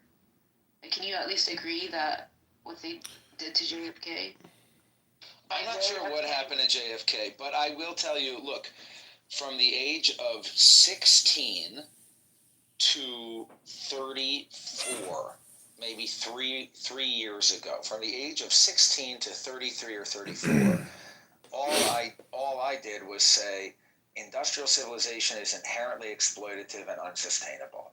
And so, yes, it's fucked up what they did to JFK. Yes, it's fucked up what they're doing to the Palestinians. It's fucked up what the British people are racist to Filipinos, and the ladies. But Zach, you're poison making on a the big planet. inference about JFK's assassination to think that it was Jewish people I responsible didn't for say that. Jewish. I said they, whoever it is. I'm saying that there are injustices every day, every time somebody puts their key You're into right. their car and turns the ignition. You're right. Every time you turn on the faucet That's why and I'm flush your trying- poop away, you're that's why I'm flushing trying to poop go back to away. That's why I'm trying to go back to beauty. Like I'm trying to that think about makes the you believe beauty that of that life. I'm trying to particular think about event the should beauty be of taken nature. to be as a I'm trying to simultaneous focus event, on things but that are yet beautiful. the rest of the Bible, And I'm trying you're to take care perfectly of willing to myself. accept Like it as a I'm not chronological fasting event. because I don't feel a So are strength you to able? fast because of Do you this understand injection that that they question? And have if so, inside of can me you where I'm trying to get it out of me. So I agree with you. I am 100% radicalized. I also hate ISIS. So the fact No, that but this is my point: is that I was radicalized in towards a different philosophy, and I have de-radicalized, or am basically still in the process of de-radicalizing myself, or allowing myself to be de-radicalized, because good. you can't hang on to that shit. So we've got to meet in the middle. I'm no longer a communist, leftist, anarchist. I used to, idolize people who. Have you ever heard of Jeff Lewis? He burned down a Hummer dealership. He burned like 80 cars, and then he was sent to prison for 25 years. He was like, I was idolizing him as like an environmental warrior, thinking that like Fight Club was a cool movie. Fires. He burned down a car dealership. Creating more environmental issues. Yeah, right. And so I was thinking like, oh, we should, bring down the dams. I used to talk about we should take down dams and free the I just want to rivers. say thank you for being very kind and sharing. I don't what like you're sharing. my own voice. I really do appreciate it, and I feel it's very genuine. Yeah, well, I think that we have had enough interactions. I mean, that's what's, by the way, if I may, I'm not going to needle you at all about your incident, but this is what's always been frustrating with you about interactions about Israel, is because I think of you as like a human, very human person, and then we have these conversations about Israel where I feel like we're butting heads, and in general I feel like... nothing against Israel. I just want it to be equal. I want the same rights that a Jew in New York has. I want the same rights. That's all.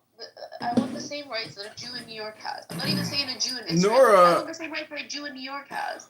Nora, the point is life is unfair.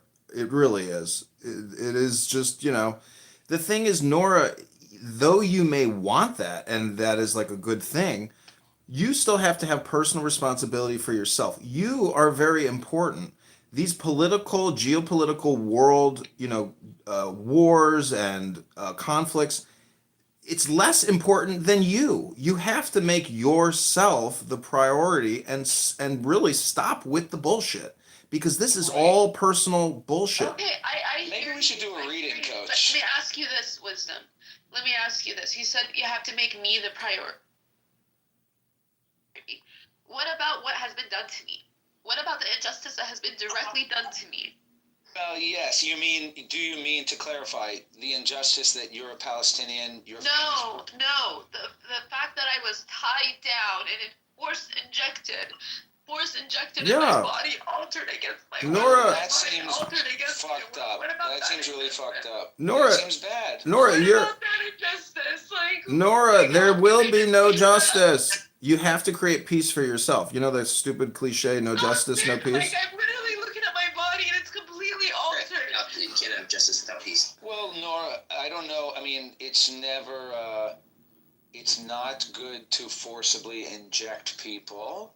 But if you're running a mental hospital or a prison and you've got people who are acting erratically, there has to be some way of restraining them. And society over the years has decided that using these pharmaceuticals in some cases can be better than, the alternative, Nora, if you were, I don't know what the circumstances were of your injection, and I'm on your side, it was fucked up. It shouldn't have happened. And it altered you, and it damaged you, and it shouldn't have happened. But to rationalize for yourself so you can find peace, you've got to understand why did it happen? Did they do it because I'm a horrible person? Did they do it because I'm a Palestinian? Probably because the alternative, if you were acting erratically, I don't know if it was in the hospital or when you were in the prison, but the alternative would have been probably, and this is what they did hundreds of years ago, is just strap you down with some leather straps on a fucking table and let you scream.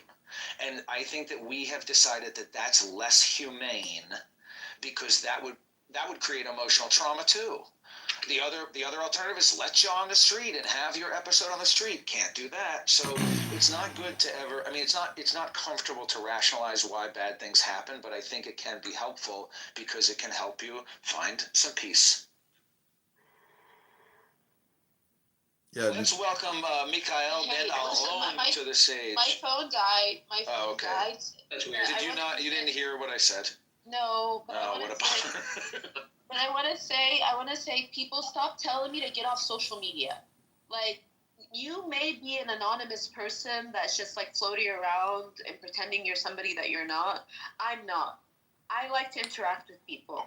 I do not fear vulnerability. I do not fear tears. I do not fear I don't like embarrassment. I do not fear these things.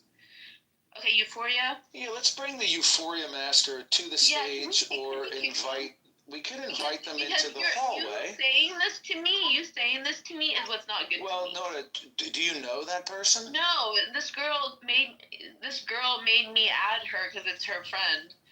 But it's So, like, I don't right, even well, know so who then that is. she can't talk now, and she's being critical, and we're not being critical of you, and so it might be a good case to remove from the room. Euphoria Master. So ironic, Euphoria Master.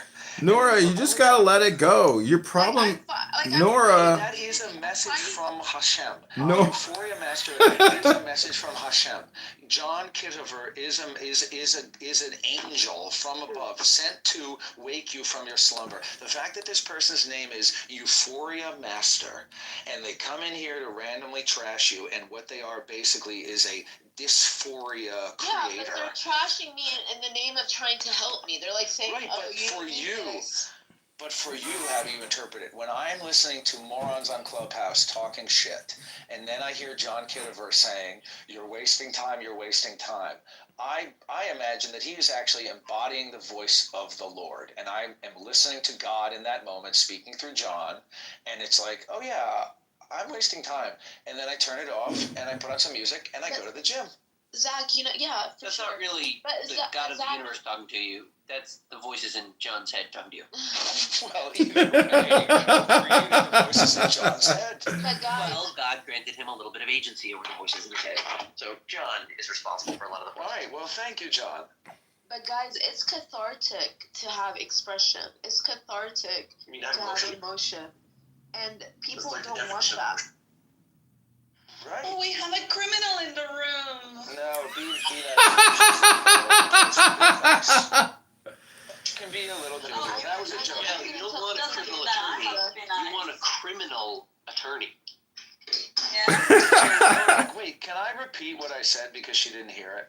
Yeah, No, please. so what I was just responding to the injection thing, and I was saying it's fucked up that you got injected. It sounds like it was very harmful, but for you to find peace, the only thing that you can do now is to rationalize why did it happen. And I was going to say that the alternative, if you were acting I don't erratically. think the why really helped. Why would the why Let me help? just finish. She didn't hear me. I know you have to listen to it twice, and you're being very patient, but she didn't hear me the first time. So, Nora, all I said was that the alternative, if you were acting erratically in a hospital or prison and they need to restrain somebody, the only alternatives would have been to strap you to a table and let you scream your head out, and that would have created But emotional Zach, trauma as well. they did strap me. They Well, strapped but then they injected you with some sedative to try to calm your tits down. No. Hey, Nora, check your back channel. Yeah, I saw. I'm aware. Who's not aware? I love it when people come into a room and say, "Hey, check your back channel." It's like this guy's just live streaming this on YouTube. It's like. You already know what the back channel said already.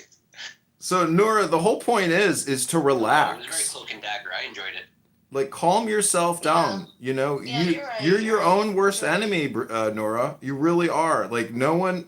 You have to take ownership of your relaxation, and that is the best strategy for your long-term success. Is you are literally doing this to yourself in many ways. And when somebody injects you because you're so loud and annoying, it's not just because you're loud and annoying, it's because you're annoying other people and they don't want to listen to you. They want peace and silence. But wisdom, it was actually not that, because it wasn't equally distributed that way. There were I far get worse it, but people. Nora, the whole point is peace and silence, relaxation, joy now. You are not creating peace in your life. You're causing more chaos for yourself. You have to take ownership of the peace. Stop thinking end your problems. You're not going to solve the world's problems. You have to solve your problems first. Okay. Hey, everyone, check your back channel, everybody. Okay.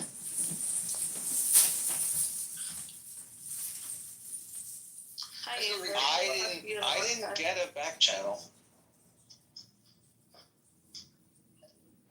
The why they stopped you doesn't exactly matter. Requests. Avoid it in the future. Oh, look at all these requests. Check your back channel. Nothing in the requests either. I better not receive a back channel or I'm gonna block you. Oh, I got a message request. Go to message. Why are you gay?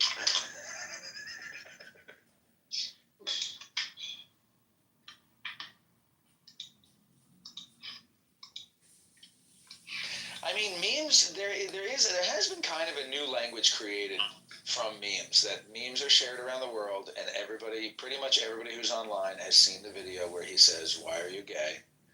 And so at any time, Yes. to somebody who doesn't even speak your own language, you can say, "Why are you gay?" And their response will be, "You are gay." You know what I say back? Who says I'm gay? Who says I'm gay? You are gay. When you say, can I call you mister? Did I call you mister?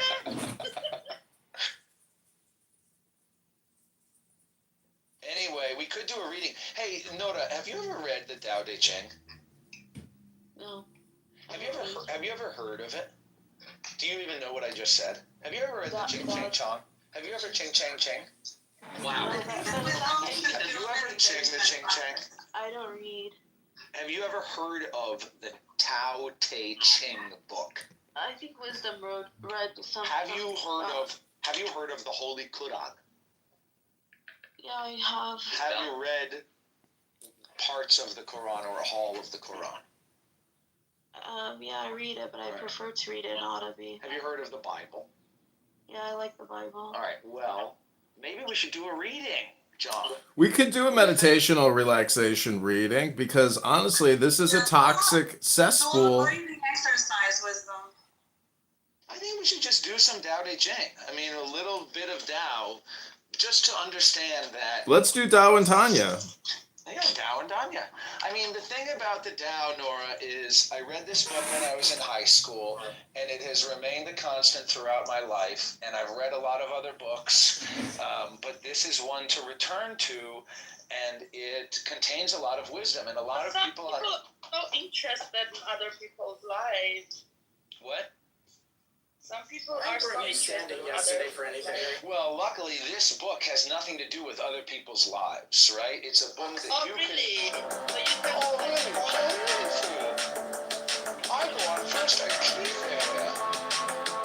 So, the thing is, people on Clown House spend a lot of time arguing about religion. Can you read Psalms 139? Sure, I will. Okay, this is Psalms 139. Are you reading from? I got the Bible right here, actually. I have a Psalms book that I got from a free, there's like a Christian coffee shop that gives books away. So I have a book of Psalms right here, and I can go to Psalms 139. Okay, Psalms 139, all right? This is what it says. The heavy is the root of the light. The unmoved is the source. Oh, my bad. That was Psalms 127. All right, let me go to Psalms 139. Here we go. Psalms 139. Without opening your door, you can open your heart to the world. Why are you listening to a crazy person? Without looking out I don't your think that's window, Psalms 139. you can see the essence of the Yeah, I don't think so. I think Zach has trouble with citation. The more you know, the less you understand.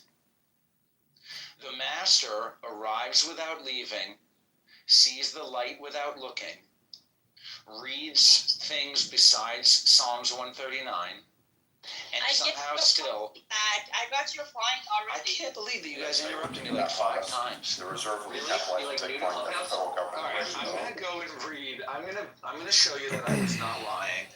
I'm gonna get this fucking stupid book. Excuse me, I don't want to call it a fucking stupid book. For Hashem forgive. How do you say, McZed? How do you say like forgive me, God in Hebrew? Like oops, I'm sorry. Why don't we read better, like, just tweets from Nora in her timeline where she was threatening people? I think that it was deleted. That would be fun to read. Psalms 139. Some of us have good screenshots because some of us have good screenshots because we had to send it to our lawyers.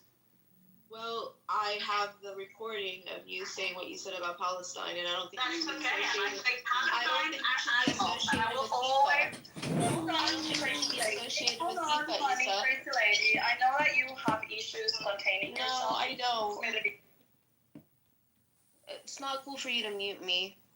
Well, hold on a second. Hold on, I'm the super mod. So, listen, the whole thing is I think Clubhouse is great if you actually don't mention people's names or attack anyone personally. So let's just keep it calm. Let's keep it relaxed. Let's not talk about the past. Let's not talk about the future. Let's just talk about now. I'm prepared to read Psalms 139. Okay, just let me know when it's the present. Okay, it says, "Search me, O God, and know my heart." To the choir master, a psalm of David. O Lord, you have searched me and known me. You know when I sit down and when I rise up. You discern my thoughts from afar. You search out my path and my lying down and are acquainted with all my ways. Even before a word is on my tongue, behold, O Lord, you know it all together. You hem me in behind and before and lay your hand upon me. Such knowledge is too wonderful for me. It is high. I cannot attain it. Where shall I go from your spirit, or where shall I flee from your presence? If I ascend to heaven, you are there. If I make my bed in Sheol, you are there. If I take the wings of the morning and dwell in the uttermost parts of the sea, even there your hand shall lead me, and your right hand shall hold me. I thought this room was Hang on, please. I was trying to mute Zed. You guys interrupted it. He was recording. It could have been a good recording. If I say, surely the darkness shall cover me, and the light about me be night, even if the darkness is not dark to you, the night is bright as the day, for darkness is as light with you. For you formed my inward parts, you knitted me together in my mother's womb. I praise you, for I am fearfully and wonderfully made. Wonderful are your works, my soul knows it very well. My frame was not hidden from you when I was being made in secret, intricately woven in the depths of the earth. Your eyes saw my unformed substance. In your book were written every one of the days that were formed for me, when as yet there was none of them. How precious to me are your thoughts, O God! How vast is the sum of them! If I would count them, they are more than the sand. I am awake, and I am still with you. Oh, that you would slay the wicked, O God. O men of blood, depart from me. They speak against you with malicious intent. Your enemies take your name in vain.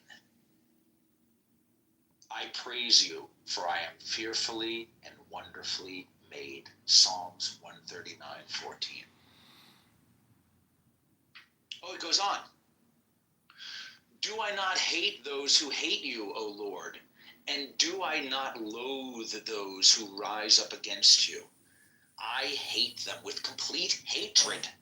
I count them my enemies. Search me, O God, and know my heart, which is full of hatred.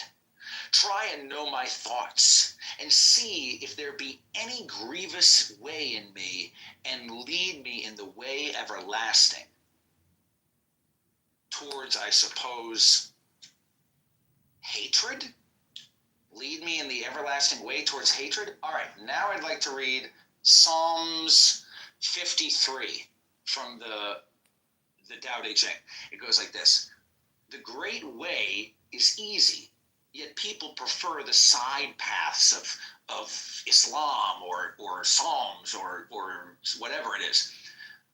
Be aware, Nora, when things are out of balance. Stay centered within the way of the world. Pretty easy advice.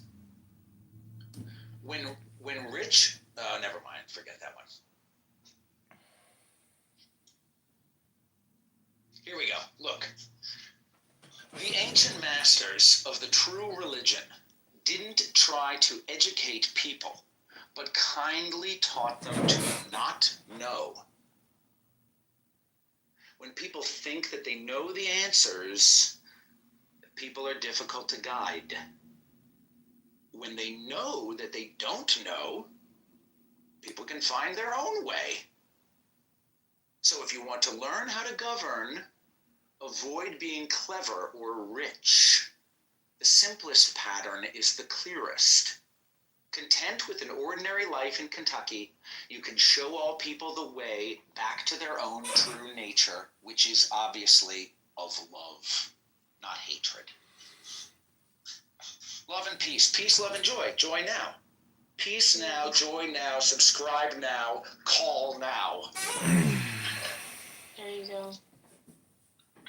Thanks for reading Psalm. Yeah, I turned the room chat off because let's just have some peace. It's a Friday.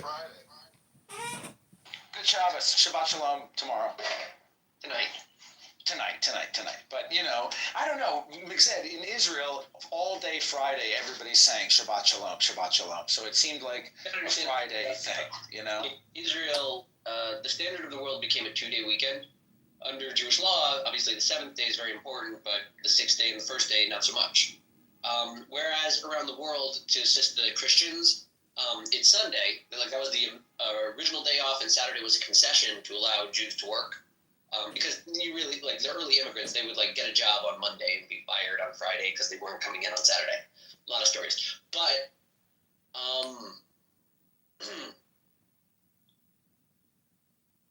But anyway, good Shabbos. Yeah, so their Friday is roughly equivalent to our Sunday. Because since the Sabbath comes in at nightfall on Friday, Friday is actually legalistically designed as a day to prepare for the Sabbath. There are special mitzvahs that happen on that day. And if you're working, it's very annoying because, like, you got to work till 5, technically. And, like, sometimes that's after sunset, so you just got to, like, duck out early. And speaking of that, prepare food. Like, if you need to prepare food for the meal, you can't cook anything tomorrow. So Friday is often a stressful day, but in Israel, Friday's off. It's far more conducive to happy Jewish life. It's like a half day. Okay, on that note, I'd like to read... their Sundays, you understand, their Sundays are Mondays. Right. They work on Sundays freely. They don't care. Okay, this is a good one. So this is Psalm number 48 from the Tao Te Ching. And Nora, this one is for you. It says, in pursuit of knowledge, every day something is added or learned. In pursuit of the ultimate way of the world, every day another thing is dropped or abandoned or let go. Less and less do you need to force things until finally you arrive at non-action. When nothing is done, nothing is left undone. True mastery can be gained by letting things go their own way. It cannot be gained by interfering.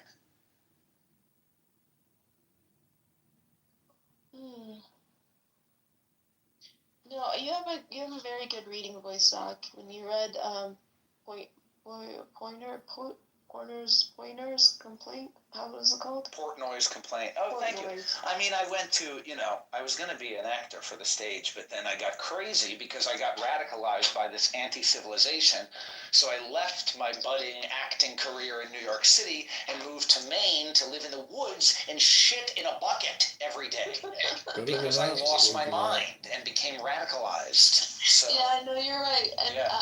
you're right, and I need to realize I can't take down institutions as much as I think I can, and I want to change systems. I need to just focus on myself and taking care of myself, and it's serious. I do have charges against me, and these charges are serious. I take them seriously. Apparently, I made my accounts private because my brother's like, please, for the love of God, stop letting people harass you. So I went private on my social media, specifically my Facebook, because I have like nearly 800 comments of people like harassing me and attacking me. And because they doxed our address, they sent also letters to the house, and some of the letters had to be reported to the police. But yeah, I haven't seen any of it, but I agree with you. Radicalization is not good. My radicalization is fleeting, though. Like, it's just like I honestly don't support ISIS, or think ISIS is Muslim. We don't have to talk about Israel, but I think the main thing that the Palestinian side or the anti-Israel side is missing about Israel. No. Let's not make it that way, because this is what I want to tell you. Zach. Do you agree that because of the Holocaust, that Jewish people go through intense trauma that is associated with the Holocaust and the fear of the Holocaust? 100%. And in fact, I had like a joke that I was playing with, which is like, Israel is one of those countries where like every single action that is undertaken in the country every day is connected to the national story. For example, you go into a coffee shop and they say like, hey, welcome, because of the Holocaust, we were able to create this wonderful coffee shop and have this great coffee. And so anyway, what would you like for coffee? Yeah. So I watched the sermon. So this isn't my thoughts, but I watched the sermon where the imam or the teacher was saying this. Like, the Jewish people have this, they're afforded the trauma that comes with the Holocaust. They're afforded the trauma generation after generation. But when you think about the Palestinian, it's like you just paint us as anti-Israel, like pro-Holocaust, anti-Jewish, and it's not. We have our own set of trauma that comes with being Palestinian. As I can't speak for anybody else, so it's not that I'm it's not that I'm radicalized. It's connected to my being. I hear you 1,000%, but I think it's very important when you say, I mean, it's true. You say you can't speak for anybody else, and when I'm listening to you talk, I was thinking that I think there's probably a significant difference. Look, there's a major difference between diaspora American Jews and Israeli Jews. And I know this because when I go to Israel as an American, I feel very foreign. I feel very American. And yes, we're all Jewish, but another kind of joke that, it's not really a joke, but I was thinking the last time I was there that it's like, Israel is supposed to be a home for the Jewish people, but I think really it's kind of just like a home for the Israelis. I mean, the Israelis can be welcoming of American Jews, but in many ways it's just very clear to me that I'm American. My brother. So my point is, wait, let me just connect it to your shit. No, I hear you. My brother was telling me, Nura. Well, what was I saying though? All right, your brother was telling you what? Your brother's telling you what? No, you're saying you're American before you're not Israeli. No, let me just finish in one sentence. I'd like to get in the conversation. All right, you can. Okay, good for you. Thank you. You're welcome to in a minute. Thank you, and good for you too. Okay, thank you. But, well, clearly, I hear you, but I want to speak, Nora wants to speak too, and then you can go. But God bless you. That's the way it should be. Okay. So what the hell was I saying? Nora, all I was saying is that I imagine there's a significant difference of the experience between diaspora Palestinians and Palestinians who are still in Gaza. And so for the diaspora Palestinian living in Kentucky, it's a heartbreak basically that your family was exiled from your land and you can't return with the right of return, that Jewish people are granted this right of return and you're not. And from your perspective, it's an injustice being. Can I interrupt you? Yes, because now I'm rambling. No, but did I make my point though? Yes. Okay, Princessia. Because the people in Gaza want to kill. They want to kill. I worry about the children in Gaza and the psychiatry being imported imported into Gaza and them being forced medicated. I don't want to see the children of Gaza. Well, they have so much trauma. They have so much trauma. Like, if you listen to the psychiatrists that are there, that are like treating some of like the cases that are there, it's insane. And so I worry about this Western psychiatry being imported into Gaza. She's so fucked, Abby. Wreaking havoc on a people that are so spiritual. That's one. Two. When it comes to quote diaspora, or however you want to say it, or those of us that aren't in Palestine, the right of return. Yes, that hurts. Randy is next in the queue. But Randy's just gonna like attack me. Randy. Wow, you're really a trip. I'm gonna just attack you. Hold on. Narcissistic much? I'm not even gonna acknowledge you. How about that? Randy, let her finish, and then you're next. Go ahead. No, I'm just acknowledging. She said I'm going to attack her. I had to respond. I had to say a word. I know, it's fine. We have a nice peaceful feeling. So Zach, my You got father's 30 home- seconds, Princessia. Then we're moving to Randy. So after October 7th, on October 18th, not only did we have people in my family getting killed, but also there were homes in my village that were demolished. In the West Bank, in Judea, whatever you want to call it, that were demolished. You got 10 seconds. When I watched that video of that home demolishment, all I could think about is my father's home being demolished when he was 6. I hear you. Yes, I do. Okay, hold on, Zach. It's Randy. Hold on, it's Randy's turn. Go ahead, Randy. Okay, hey, thanks for letting me speak. I'm going to really cut to the chase here. Number one, Zach, when you say you go to Israel and every coffee shop references the Holocaust, you know you're lying, right? Because I've been to Israel. And I'm sorry for saying people here took it as a joke. I don't think people here took it as a joke. I want to be very clear. It was stated as a joke, so everyone took it as a joke. Okay. Well, I'll be clear here.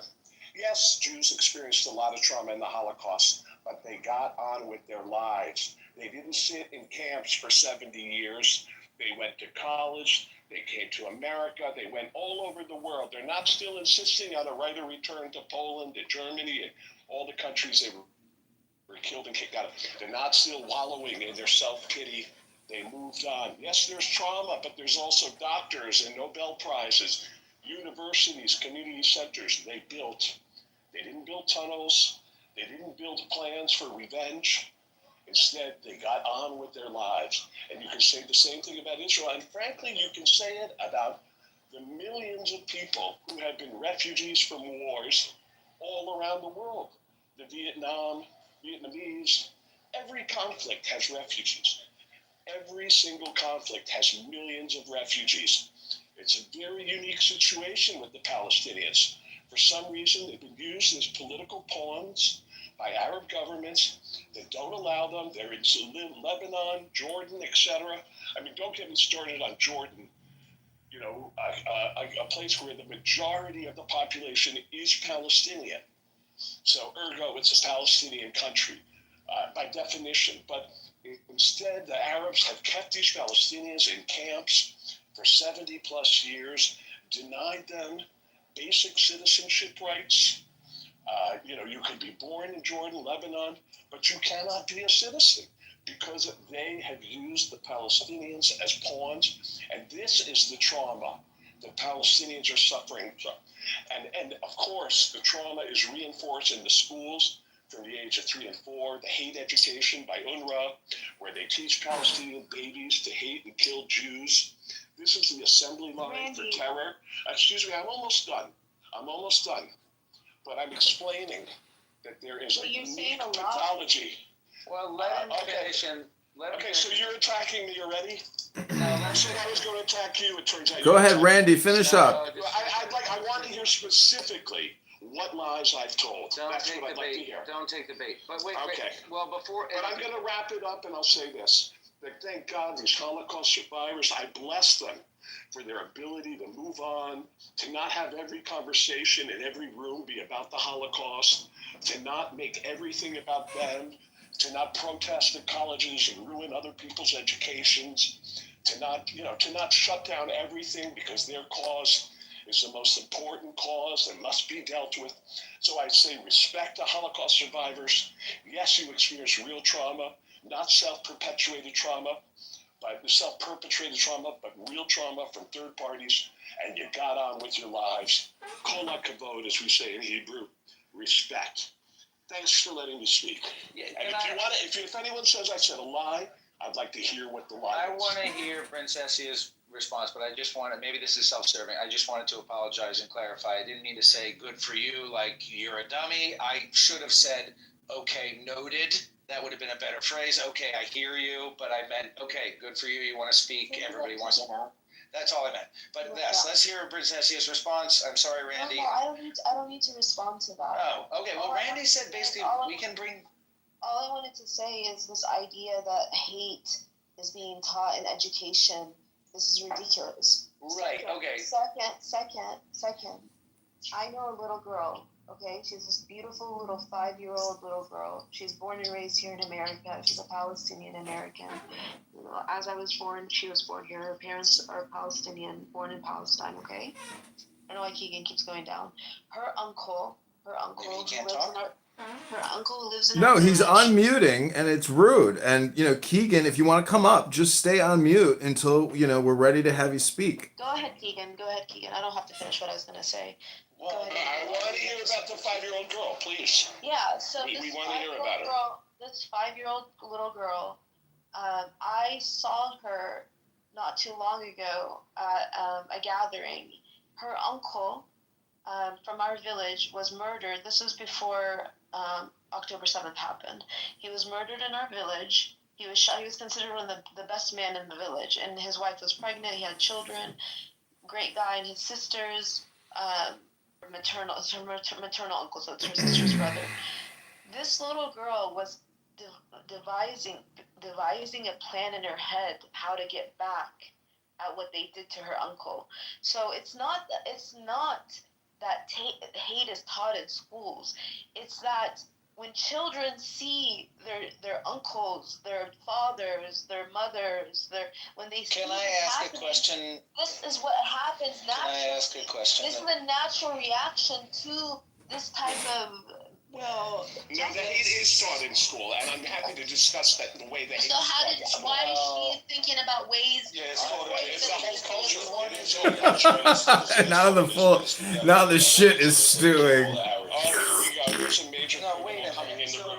Wait a minute, please. Resistance cannot be part of this conversation. Randy. So we had a nice peaceful feeling. As the room continues to expand, the peaceful feeling may change. Resistance, I always want to give you the humanity to join us at the table, but we can't. I don't really want you to disrupt the whole conversation. Resistance will bring you in at the end. Yeah, we'll bring you in at the end.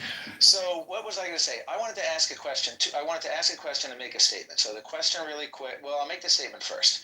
The statement is you're concerned about Western psychiatry basically brainwashing the kids of Gaza, and I can even validate your concern that could be something to be concerned about.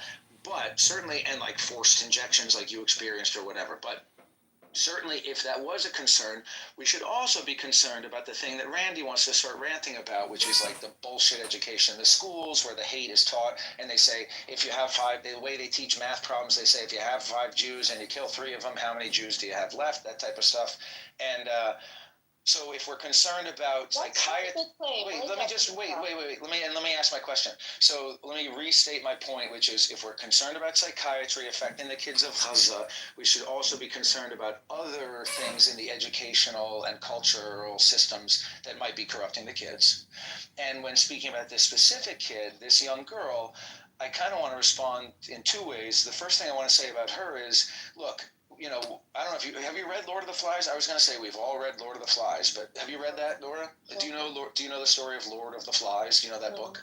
No. basically some kids get shipwrecked on an island and they like create a society with no adults, but they end up kind of hurting anyway, I don't want to ruin it, but they kind of rip each other to shreds.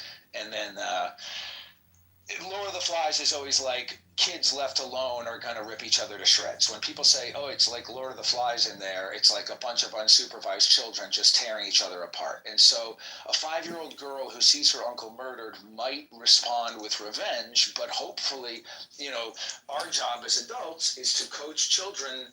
Yes, in situations of injustice, you might coach your children, hey, you got to grow up to be a resistance fighter like me to fight against the occupation.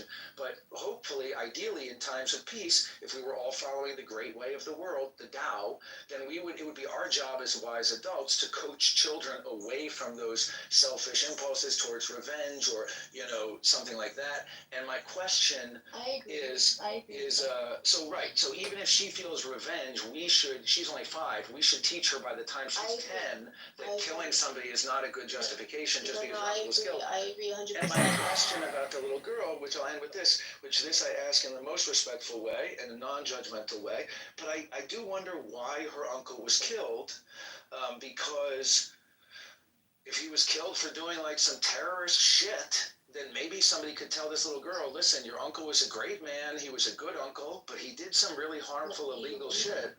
I don't know, but that's why I'm asking. So Zach. Hold on a second, Princess. Randy had his hand up. After Randy, go ahead. You got 1 minute 30 seconds. Go ahead. Yeah, I'll be real quick, okay? My parents are Holocaust survivors. When I was 5, I said to my father, Dad, we have to do something to the German people. We have to get revenge. What they did to your family. Your mother was killed. Your brother was killed. I wanted revenge. And my father said, you're crazy. You're crazy. Don't do that. Don't think like that. Living well is the best revenge. And today, I don't walk around and say I hate Germans. Germans must die. I don't walk around because my parents gave me a proper foundation. These poor kids in Gaza, they're encouraged. Oh, you hate Jews? Fantastic. We have a whole program for you.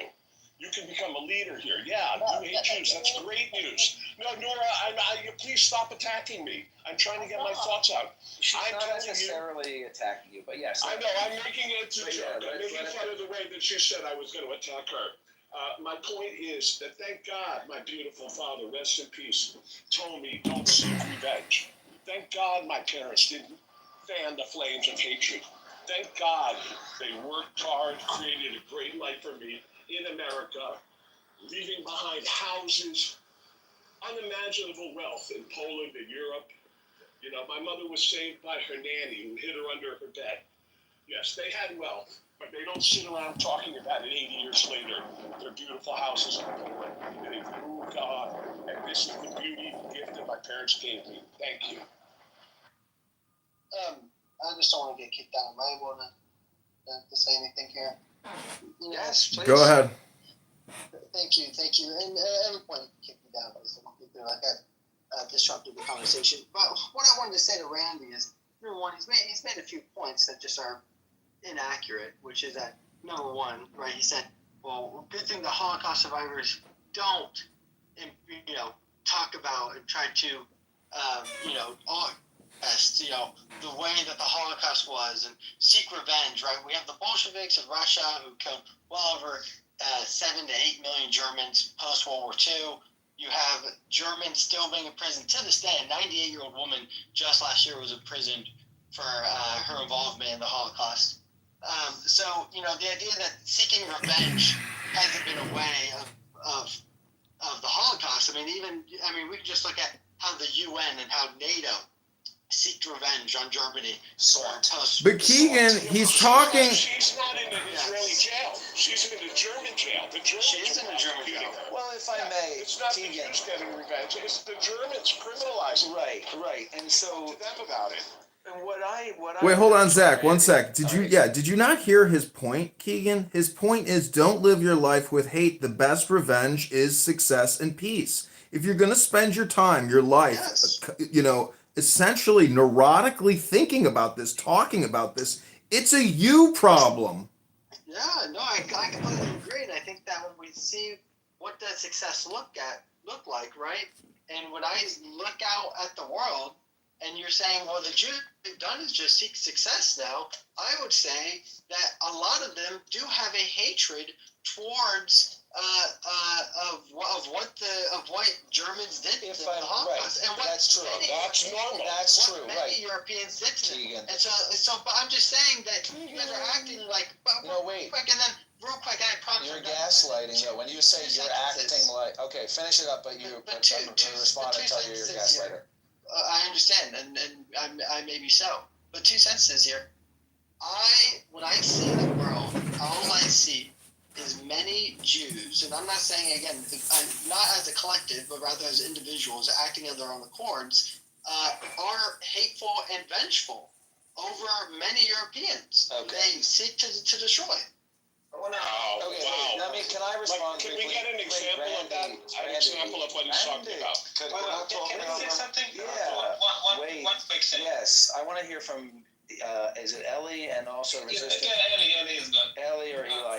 But wait, let me say something to Keegan really quick. Because Keegan, what I heard from Randy is not what you heard from Randy. What I heard from Randy is that the Jews don't carry their resentment or hatred towards the German people. The Jews have forgiven in general Germans. And two What things. about Nazis? Let me finish. I'll let you finish. So I think that the Holocaust is invoked in certain scenarios to this day, usually when there is an attack on Jewish people, like they said October 7th was the worst attack on Jewish people since the Holocaust. So there we go, we're talking about the Holocaust again, but we're not perpetuating the hatred against the German people.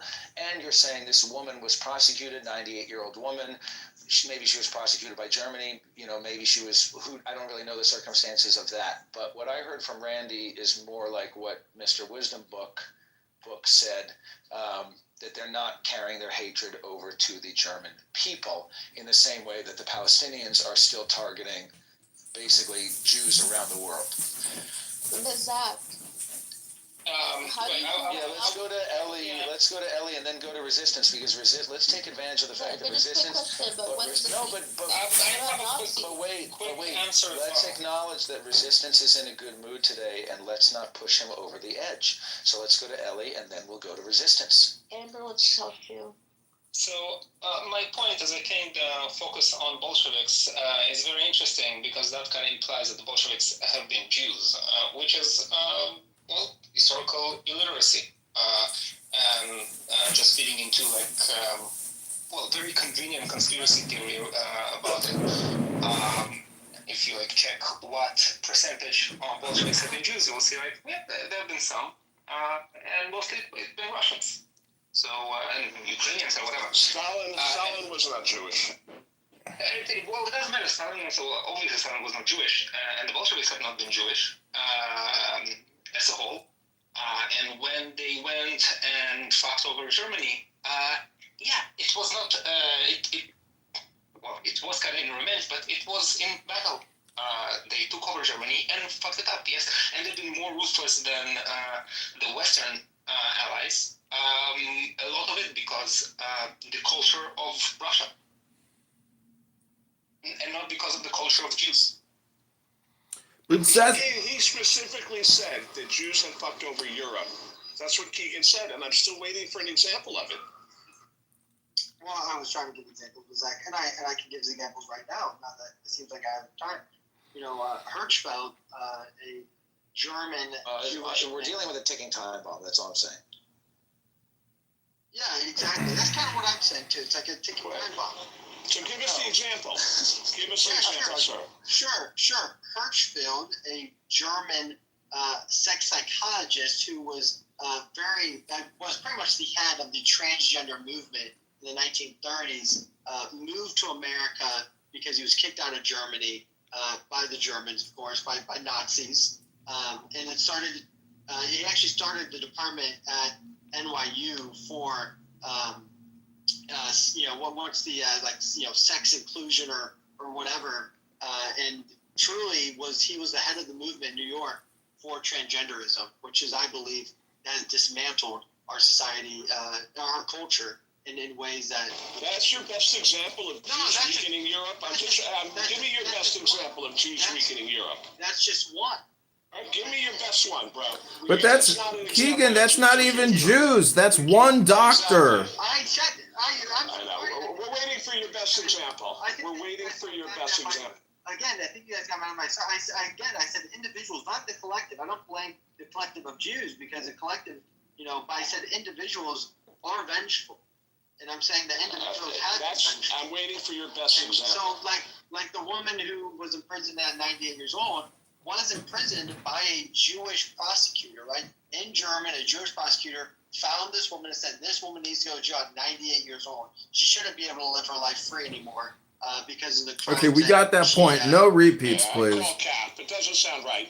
There are no Jews left in Germany anyway. No, there are no Jews left. There are no Jews in Germany. Less than 100,000. Less than 100,000. Let's go to Amber or Resistance, maybe. Yeah, I'd like to speak in Okay, you got 1 minute. You got 1 minute, Resistance. I'm timing it. Go ahead. Yeah, I'd like to point out the biases because you guys put me down when you claimed I interrupted, but Randy's allowed to just keep coming off the mic and interrupting when people talk. It makes sense. Because I'm not a criminal like you. Thank you. No, you're just a pedophile. All right, no problem. Okay, you're going to the go. Go into the go. Bye, Resistance. Yeah, I know you guys. I was gonna give you 1 minute, but now you're going to the audience. You're not even black. How can I be racist? You're not even black. Okay, next speaker, Amber, Abby, somebody who hasn't spoke. Go ahead. Hey, I just wanted to speak to Randy's point about the whole, holding on to resentment and not moving on and just kind of dwelling on things. And what I wanted to say was, like, the Holocaust, I mean, of course it happened. It was terrible. We still talk about it. It's there in history books. We acknowledge it as a great injustice that was done. The difference with the Palestinian issue is that it's not like in the past right now. Like it is very much in the present. So it's not like we're dwelling on a past situation that happened. It's like a continuation, like it continues to happen, right? So I think it's not a matter of dwelling. It's more, trying to do something about it. Like they're pretty helpless. Israel, as we all know, is being really backed up financially and in every way with foreign governments to basically subdue a population that doesn't have the same resources. Yeah. But wait a minute, you haven't heard of financial support for Gaza, for West Bank, for Palestinians? Do you know how many hundreds of billions of dollars have flown into their hands to help support them?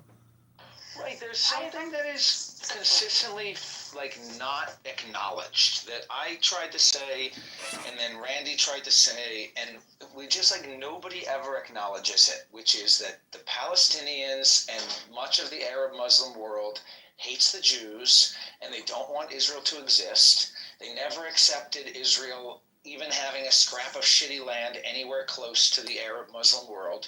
Their goal is not a two-state solution or even a one-state solution that involves peace. I mean, they talk online on Clubhouse all the time about the jizya, and you're going to be a dhimmi, and all this bullshit, and it's like, if they ever said, we want peace to live alongside our Jews neighbors and wave at each other and have a cultural exchange, that would be fine.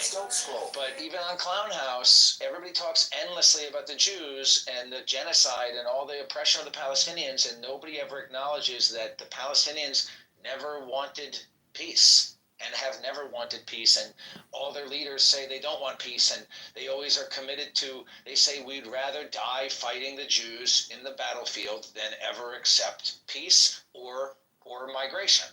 And so it's basically like a big conspiracy that nobody is acknowledging. And I think it would be easier to have this conversation if we could acknowledge that. Exactly. Yes. I don't deny that they're getting aid, right? There's aid that's set up to go towards helping the people, but the thing is, a lot of it is also being blocked, right? Like there's orders being blocked, they're not letting it get in. People are starving to death essentially, and I just feel like there needs to be a resolution towards that. Like, what's the point of aid if it's just going bad in trucks because it's not allowed in there's like IDF soldiers literally. I think the Hamas rushes in and steals the aid and starts shooting people. There's like videos of them rushing the trucks and shooting people. They get the aid, Hamas gets the aid, then sells it for profit, and the people starve. Although I tell you, I see a lot of footage of these markets in Gaza right now. I'll tell you one thing, the carnivals that they had when they released the Bebas bodies, the people don't look like they've been through a genocide. When you look at the Holocaust and you see these people, they're wiped out for years. How many people were in that video? I don't know, 1,000? 200. Okay, so what? So they're feeding those people, those children who were out there celebrating? No, they're being there's 2 fed. million people. People in the north don't have access to clean water, but this is irrelevant. The whole idea. They were supposed to evacuate the north because the north is where. Let me just finish real quickly. Just Okay. the idea that we're dwelling on the past is funny, coming from people who say this was promised to us 2,000 years ago and we never forgot. You know. No, it's not about promise. It's about archaeology. It's about if you trace the world. And Yeah, find but why not move on? You know, like you had. Well, wait a minute. I was speaking. I was responding to what you said.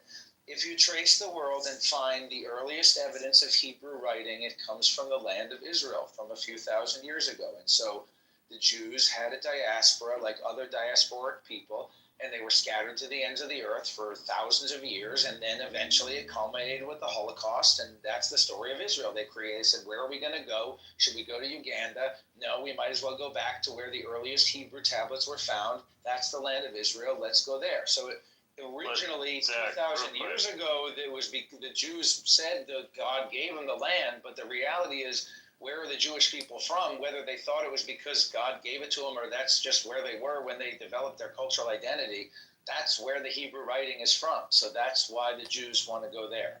I understand, but you guys were coming before the Holocaust, first of all, and a lot of Jews actually purchasing land from rich Arab landowners. That's how it was created. Okay, Zach, let's just give Jack, I'm going to give you, Jack, idea that you never forgot. Jack, I'm going to give you 60 seconds. Say whatever you want, and then we're going to move on. Go ahead.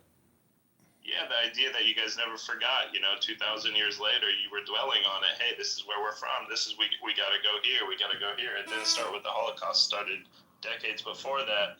And the other idea that Palestinians never wanted peace, dude, this is tired and old propaganda. Netanyahu has been bragging about killing the two-state solution for about 2 decades now. Yitzhak Rabin But the Palestinians have been fighting for 80 years. I'm trying to get this in 60 seconds. Yitzhak Rabin was literally murdered by an Israeli Jew to kill the peace deal. And the Palestinian Authority literally recognizes the state of Israel and says they have a right to exist. So whether the people accept it or not, the representation... the representatives of the people did, and you can say whatever about Hamas, but Netanyahu he's not an idiot, and he's very smart about how he's playing these politics, and his whole goal, and the Likud party's goal, is to never make a deal and have control over the land from river to the sea. It's literally in their charter. Well, I wish I could say you have game respects game. But I agree with you. I think Netanyahu is a very intelligent human being, and in war and in peace and in politics. It's intelligence that wins the day. Awareness, mindfulness. Anyways, this is the Peace War Meme Podcast. Any other comments, questions, ideas, or opinions before termination? Yeah. One more thing. Randy said that Jews never saw it to get revenge, but who was that one Jewish guy? Forget his name, but who was it? He did not say that. Wait. It was the guy who literally hunted Nazis around the world, Argentina, went all over to try to find them, and as he should have. Those guys were war criminals, right? I meant, yes. Certainly. What was his name, Randy? I forgot. I don't know. I can't do your research for you. But yes, let me be clear, because you're twisting my words. Certainly, Israel tried to catch the top Nazis. Without a doubt, the people with millions of deaths on their head. Don't deny that they tried to catch the top Nazis. But what they didn't do is Well, they didn't try to poison all of Germany. They didn't go to the the Olympics and shoot up random Germany. I'll finish. Yeah, they didn't rockets to Germany. Yeah, they didn't go to the Olympics and shoot random German athletes like the Palestinians did. They didn't hijack planes that were going to Germany and kill random people. They didn't go to cruise ships, push Germans off of ships. They had a very targeted approach to the Nazis. I hope that clarified it, Jack. Thanks. Yeah, I mean, the Nazi situation is different. They were literally occupied right after, and the U.S. took over. But had they, continued on in a major political way, you would see the same resentment. And, actually, the Nazis actually acknowledged their crimes afterwards. The Israelis haven't, and I don't think they ever will, to be honest, because they just don't see the things they're doing as crimes. Because they're not actually. Big difference. The Nazis were defeated. So there's your answer, you dummy. Well, I just said that. It's the nature of the crimes, too. I mean, please. Israel's basic crime is existing. According to Jack, it's the mere existence of Israel that's the major crime. The existence of a Jewish state. The Nazis' crime was not existing. Zach, do not bring resistance back up onto the stage. Anybody who comes up here and calls somebody a pedophile is projecting their own fucking sick demons onto other people. So resistance, you can live in hell, you piece of shit. Yeah, he needs to understand that there's repercussions of walking around calling people pedos.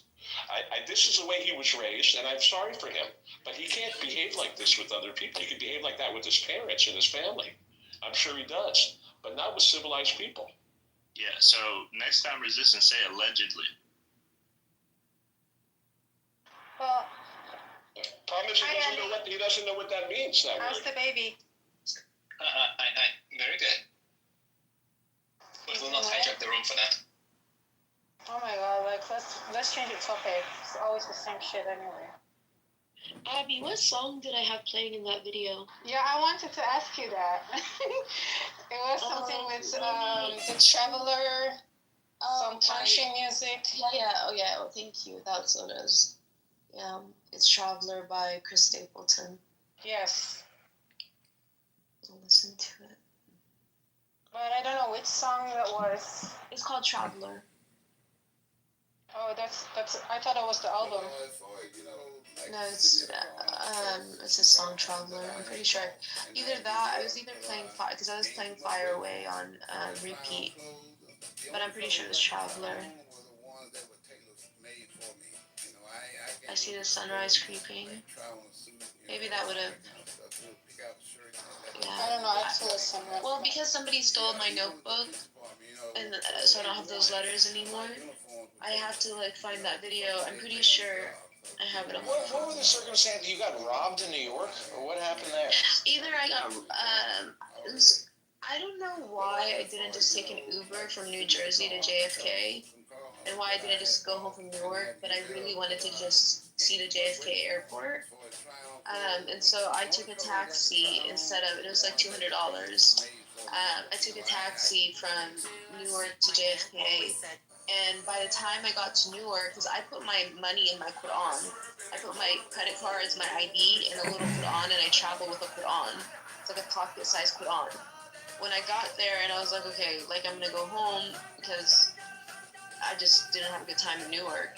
When I was going home, I go up to, because I had a first class ticket, so I went to the first class side to go home, and it was just bars. And I'm like, I don't have my ID, but they didn't take me through the process of how you do your ID and all that stuff, which I did later, and I could have gone home, but saved myself the embarrassment of everything that happened. Yeah, I don't know what happened. I don't know if I left the Quran in the taxi, or if because I had it to take it. That's probably what happened, right? Did you call the taxi company? I've tried. I can probably call right now and see if they have it, but because I still need my driver's license. I need to go make a new one.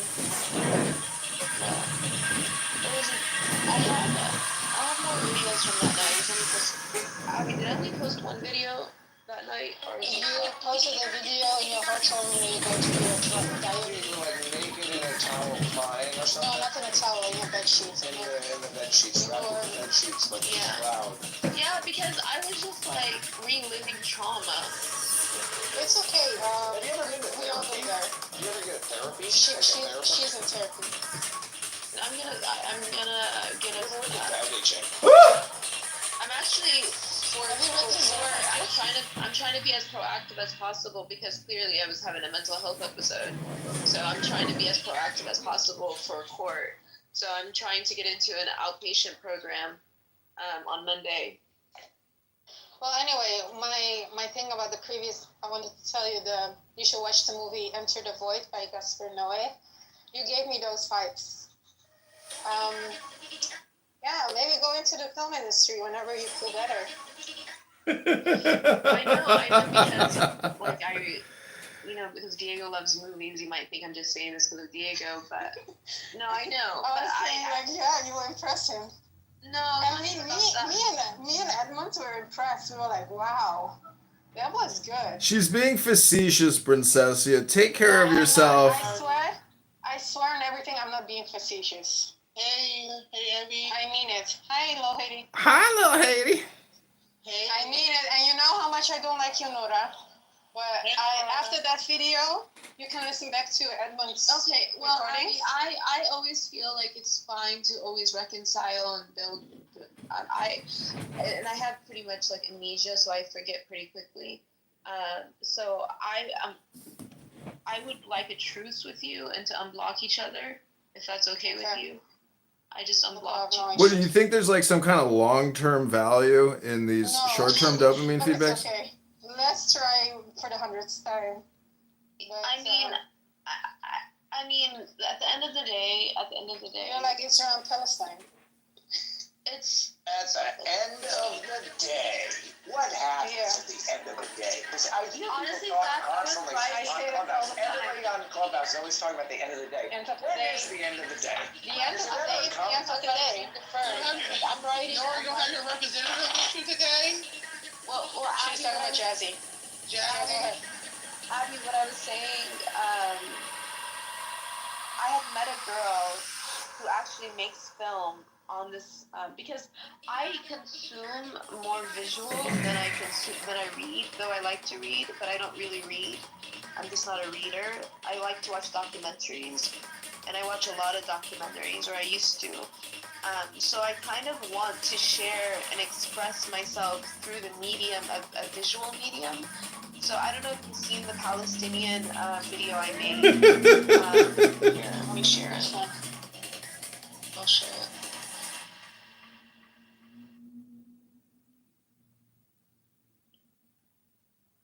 Don't you think even at this point that the Palestinians should just be like, all right, we're good, like no more fighting, we'll take this, we're good? Or they really think that they want to like destroy Israel?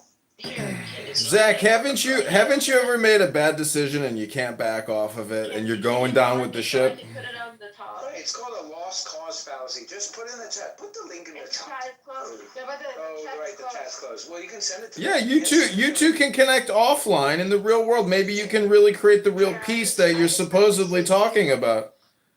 I just messaged it to you, so can you on Instagram, can you share it? So this is a video that I made and a voiceover that I have of information about Palestine, but it's from an intimate place because it ends with my family in the grave. Did you get it, Zach? Oh, you put it. Yeah, I put the link in the chat. Okay, Zach, how about we finish this room up with some Tao and Tanya? Yeah, Tao and Tanya. I take some Tao. I've got the Tanya. Okay, go ahead. Read a page from Tanya. Poems from God. Well, you don't accept donations, Edmund, just like Jazzy? No, motherfucker, I got a hair braiding business that supports me and my family. I'll take care of my children. Fuck you, Randy, you fucking racist white motherfucker! No, that's just a Chris Rock bit. I'm sorry, I didn't know. There's nothing racist. It's a famous Chris Rock bit. That's my bit. you know. You're supposed to, you know, expectation. Such a funny bit. Okay. This is called the candle of God. The self is a candle of God. The self is a flickering flame, striving to separate itself from the wick. Despite all its attachments to matter and mood, once awake to wisdom, the self yearns to abandon itself and be emptied to God. Self and selfishness cry, "Feed me." Yet even when fed, they are called dead, for they die without wisdom, as it says in Job 4:21. Wisdom gives life, Ecclesiastes 7:12, and rests even in the wicked. Wisdom gives life and rests even in the wicked. Though hidden from them by their obsession with the self, wisdom can be found, as it is written, "Then God awakened as one out of sleep," which is from Psalm 78. Note, the awakening of God is the waking to God through wisdom. At that moment, all shells become transparent, as it is written, "All nations are as nothing before God, and evil dissolves as wax melts before a flame."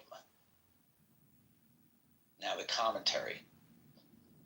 God embraces all reality, even the ego, insisting it is apart from rather than a part of God, is not left behind. Active together. Indeed, God manifests as seemingly separate selves in order to shine the light of unity in the world of diversity. The true purpose of the ego is to become a flame of God, illuminating the presence of God in and as all seemingly separate things. Yet do not imagine as often the newly awakened soul does, that God is on one side rather than the other, or that God is other than the shells of self, the needs of the body, or the passions of the heart. God is all of this, and the ego must feed them. But the awakened soul must feed them with wisdom, not hatred, with wisdom. The awakened soul, or neshama, the ego, must feed them with wisdom. That is, it must uplift the physical and emotional dimensions of life in service to the whole. Think of how different that is than Psalms 139, which we read earlier, where it was like, God, like, feed my hatred. I think it actually said, feed my hatred or something. No, that was at the end. It was basically talking about the... Psalm 139 is about how God is everywhere. God knows you. God is like in you, like in the darkness. There's still light. Right. But at the end it says, hatred, "Do I not hate those who hate you? And do I not loathe them?" But on that subject, let's see if I could find. I don't know if I could turn immediately to it in the Danya, but there's a lot like. Let me find one. Hang on. Because it's like Nora, this is a relaxation. Just listen, take a deep breath. Zach, when you read a meditation, you gotta tell people to take a deep breath. Okay.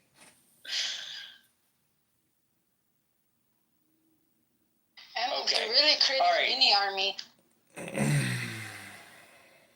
No high or low in God. There was one that I read to Edmund the other day that I can't find right now, but it was about, do you remember that, John? It was a couple weeks ago where it was like, basically it was like love the moron. It was like you have to love the moron. I don't know, it doesn't make a difference. Just read anything. The show is wrapping up. Okay, all right, take the deepest breath of the day. Hold it for 10 seconds. I see dead people. I see piece and say, I am a flower? I'm a flower. I'm a flower. All right, this is called bringing light into the darkness. Even in the strongest seeker or in-betweener, evil is never totally vanquished. Yet there are times, especially during the Shema and the Amidah, or when in deep moments of prayer, when you are completely surrendered to God, your intellect awash in sublime ecstasy and emptied in deep contemplation of the infinite spaciousness of the Endless One. At such moments, evil is overcome and nullified. When the ecstasy passes, the selfish passions return. The irascibility returns. The erratic behavior returns. When the ecstasy of prayer passes, the crash outs return, the outbursts return. When the ecstasy passes, the selfish passions return. Yet everyone is born with the capacity to turn these passions toward Hashem, or God, or Allah. Everyone is born with the capacity to turn these passions toward God. As it is written, then I saw the wisdom surpasses folly, as light surpasses darkness, which is from Ecclesiastes. I saw that wisdom surpasses folly, as light surpasses darkness. Being smart surpasses being a moron, as light obviously surpasses darkness every day. As light effortlessly defeats darkness, so wisdom effortlessly defeats being a moron. The in-betweener effortlessly defeats evil, yet the negative thoughts continue to arise. So Psalm says, do I not hate those, basically, who have negative thoughts? If you don't love God, you have negative thoughts, I hate you. I loathe those who do not love you. But this book says, when the ecstasy of prayer passes, everybody has selfish passions that return. But when you have those passions, you can turn them toward God, as it is written, do not dwell upon such thoughts, but thrust them aside with both hands, countering the selfish with the selfless. Do not think of yourself, only be selfless. Counter the selfish with the selfless, refraining from anger and offering kindness, even to those who offend you. The commentary. A seeker or in-betweener is not sometimes good and sometimes evil, but rather forever engaged in bringing selfish passions under the influence of selfless service. While this sounds like a life of inner struggle, the way itself is in fact effortless. Just as a burning candle doesn't struggle against the darkness, but effortlessly keeps it at bay, so you are not to fight your selfish nature, or hate your selfish nature, or kill your selfish neighbor. You only have to kindle the flame of kindness. Refraining from anger and offering kindness to everyone are how you live the way of the seeker, or as it is known in the Tanya, the in-betweener.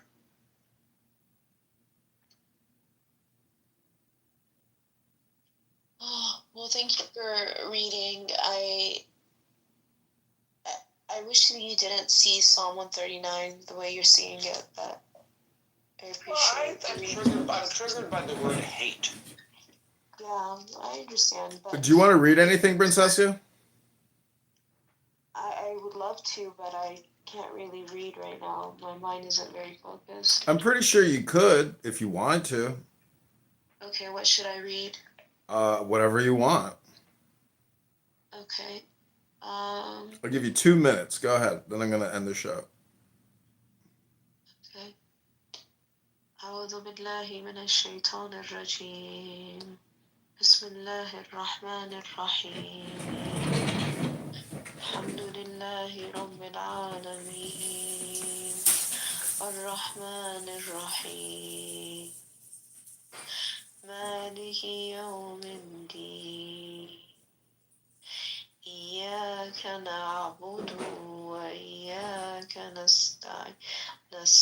نستعين اهدنا الصراط المستقيم صراط صراط الذين أنعمت عليهم غير المغضوب عليهم ولا الضالين.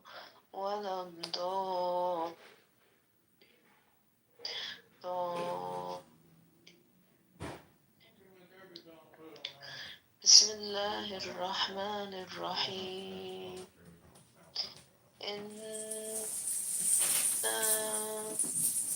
أعطيناك الكوثر فصل لربك وانحر إن شانئك هو الأبتر. بسم الله الرحمن الرحيم. قل أعوذ برب الفلق من شر ما خلق ومن شر غاسق إذا وقب ومن شر النفاثات في العقد ومن شر حاسد إذا حسد. بسم الله الرحمن الرحيم. قل أعوذ برب الناس ملك الناس إله الناس من شر الوسواس الخناس الذي يوسوس في صدور الناس من الجنة والناس. صدق الله العظيم.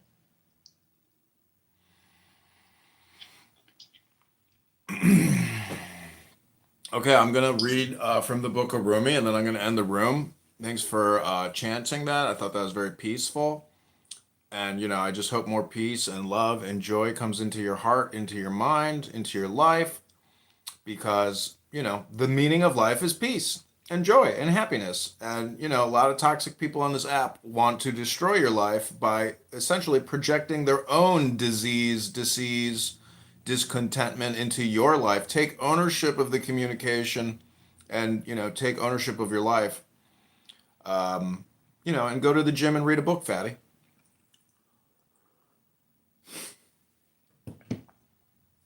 I'm joking, but I'm not joking, A book and the gym will solve a lot of your problems.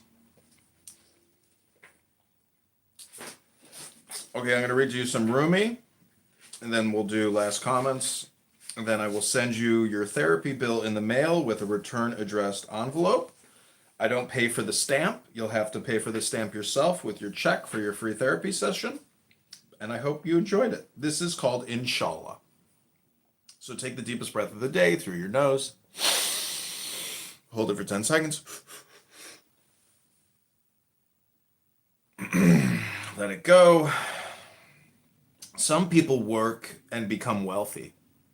Others do the same and remain poor. Marriage fills one with energy. Another, it drains. Don't trust ways. They change. A means flails about like a donkey's tail.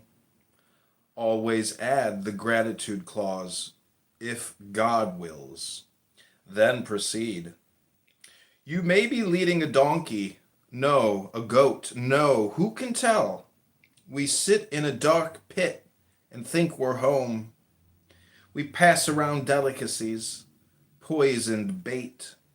You think this is preachy double talk? Those who do not breathe the God-willing phrase live in a collective blindness. Rubbing their eyes in the dark, they ask, who's there? This is called thinking in the heart's mystical way. A peaceful face twists with the poisonous nail of thinking. A golden spade sinks into a pile of dung. Suppose you loosen an intellectual knot. The sack is empty. You've grown old trying to untie such tightenings. So loosen a few more. Why not? There is a big one fastened at your throat. The problem of whether you're in harmony with that which has no definition. Solve that. You examine substance and accidents. You waste your life making subject and verb agree. You edit it. You edit hearsay. You study artifacts and think you know the maker. So proud of having figured the derivation. Like a scientist, you collect data and put facts together to come to some conclusion. Mystics arrive at what they know differently. They lay a head upon a person's chest and drift into the answer. Thinking gives off smoke to prove the existence of fire. A mystic sits inside the burning. There are wonderful shapes in rising smoke that imagination loves to watch. But it's a mistake to leave the fire for that filmy sight. Stay here at the flame's core. Okay, this is called Paradox. Paradoxes: best wakefulness in sleep, wealth in having nothing, a pearl necklace fastened around an iron collar, fire contained in boiling water, revenues growing from funds flowing out. Giving is gainful employment. It brings in money. Taking time for ritual prayer and meditation saves time. Sweet fruit hide in leaves. Dung becomes food for the ground and generative power in trees. Non-existence contains existence. Love encloses beauty. Brown flint and gray steel have orange candlelight in them. Inside, fear, safety. In the black pupil of the eye, many brilliancies. Inside the body cow, a handsome prince. Empty boat, some huge work goes on growing. How could one person's words matter? Where you walk, heads pop from the ground. What is one seed head compared to you? On my death day, I'll know the answer. I have cleared this house so that your work can, when it comes, fill every room. I slide like an empty boat, pulled over the water. Whereabouts unknown, every moment a taste of that beauty in our mouths, another stashed in a pocket. Impossible to say what. No cypress so handsome, no sunlight, a lonely hiddenness. Other pleasure gathers a crowd, starts a fight, lots of noise there. But soul, beauty, stays quiet. Shams and his amazing whereabouts unknown inside my heart. The level of words. God has said the images that come with human language do not correspond to me, but those who love words must use them to come near. Just remember, it's like saying of the king, he's not a weaver. Is that praise? Whatever such a statement is. Words are on that level of God knowing. Okay, that's Rumi. All right, I'm going to end the room. Hope you have a great day. Health, wealth, love, peace of mind, happiness, and strength. And go in peace. Talk to you soon.